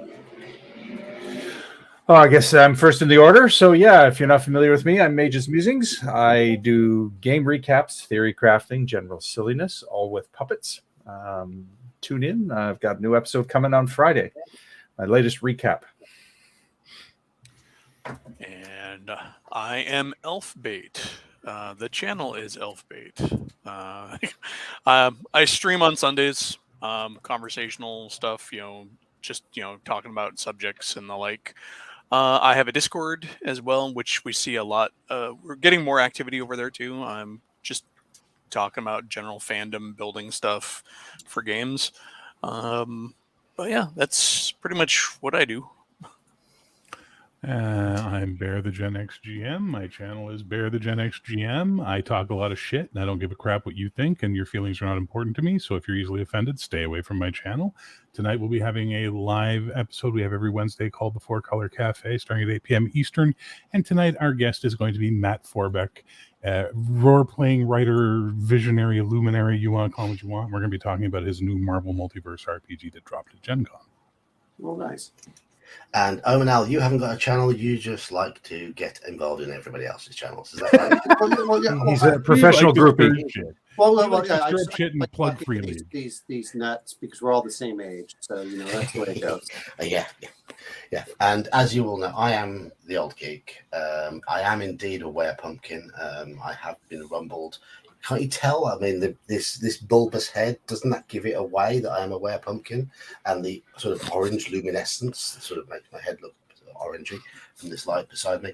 I run we Simulstream this on a Wednesday. I'm the one who sets it all up, and Elfbait and Mage piggyback on my channel, and Bear, you're welcome to as well if you ever want to simul stream it. That's completely up to you. It has brought people in the past. It shares the love around. I also stream on a Friday night. We play fighting fantasy books and choose your own adventure type books where chat make all the decisions. Currently running a Call of Cthulhu adventure, which is starting to get they're starting to get into the meat of it. And I also have a Discord, and we play games in the Discord quite often. Most Saturdays, all day Saturdays, we play games of various types, and I run other games in there various times of the week. And other people have started running games in there, which is the whole point of it. That's why I set it up, for people to get together, to join in and play games, as well as have the usual banter and post meetings. I've got a show for Ye Olde Geek. If you're going to play Call of Cthulhu, he's great at it. Go do it with Ye Olde Geek if you have a chance. Cheers. Thank you, Emanal. Thank you for the show. But also, I have now finally set up my new computer with my new desk layout, and it can cope with OBS. So I'm going to do a fair bit of streaming of old role-playing games. Just join in the chat and hamper me and distract me, and we'll play those old games. I've been playing a bit of Eye of the Beholder, a bit of Ultima Underworld, started a bit of Baldur's Gate last night. Just Baldur's Gate 1, not Baldur's Gate 3. Because Baldur's Gate 1 is, of course, the best Baldur's Gate game in existence, which is great. Anyway, Can I make I us go think- bear in it? No. Well, So it's well, not- at least No, the best right. one EO Geek has ever played of the Baldur's Gate series. I've played Baldur's Gate 1 and Baldur's Gate 2 multiple times from start to finish, and Baldur's Gate 1 is the superior game. No, Because I was joking that you haven't played 3, so it's the best. I'm not of going to all. play 3. There's nothing. Everything I hear. Look, my group on Monday showed me pictures of a bug where characters fall down and lose their lower garments, and I was like, "What?" And somebody has programmed into that game an authentic-looking genitalia. What? And there's Game? I want this. How do I get this? yeah, Take this my is money. Baldur's Gate 3, and they said, "Oh no, you can actually choose all the features of your genitals as well. You can choose to have size and shape and all that sort of stuff." And I was just sat there thinking, "Why? What gets me Why? that is they did that, but you can only select a certain number of faces. Don't you think that this would have been better use of your time to actually focus on the faces and what people actually look at? Anyway, well, Yeah, at least quite." what I do. And it did actually. Those sort of things, them spending time to do that sort of things, makes me wonder what they're, what have they wasted their time on? Why do they do it? Why? Just focus on the game. Focus on the purity of the game itself, and not all that nonsense. I need to know more about this penis customization feature. Okay. So that's your job for the night. So, Woo! I'm going to cancel Matt Forbick and work on this all night. Yeah. so I know I won't be playing Baldur's Gate 3. You can guarantee that. Anyway, I'm going to get going. So thank you everybody who's been on the stream. I hope you've enjoyed it, and thank you everybody in chat. And all ones, thank you for your kind gifts to the mage. He has earned it. His channel is excellent. So thank you for those gifts. So, and once Elfbait has built up his channel, he can get gifts as well. And I know, Bear, you don't want gifts, do you? No, actually, we're changing it. We're doing a new thing, which I learned from someone else, which is where I'm going to start doing if I get X amount of super chats in a night, I will give away a $25 drive-through RPG gift certificate to one of the random chatters. Very nice. Yeah. No. That's a good way of So doing that way it. people are gambling a little bit by putting money in to see if they'll win, but they're also maybe paying for someone else to get something good out of it. Yeah. And then me, of course, getting whatever's left over so I can actually, buy stuff for the channel and, live. Anyhow. Yeah, that put Elf to sleep. All right, No, You've been working long hours, haven't you, Eli? That's the thing. I actually took some time off this week. I actually took Monday off, and then only worked half a day on Tuesday. Is it finally getting to you those 6 day? I had Did to- he lose I on had it, or to. did he leave? Who Cut knows? out. Yeah, I had to finally just say I need to take 1 week where I can just ease back, or I'm going to nosedive. Yeah, of course. It happens. Yeah, It was cool. Omenal has departed. But taking the Monday off and then half a day on Tuesday let me go to our weekly family dinner, which I've been missing half of those too. Yeah. So That's fair play. Fair play. Yeah. Anyway, I'm going to end the stream now. Thank you, everybody. Cheers. Later, folks. Cheers. Goodbye, all.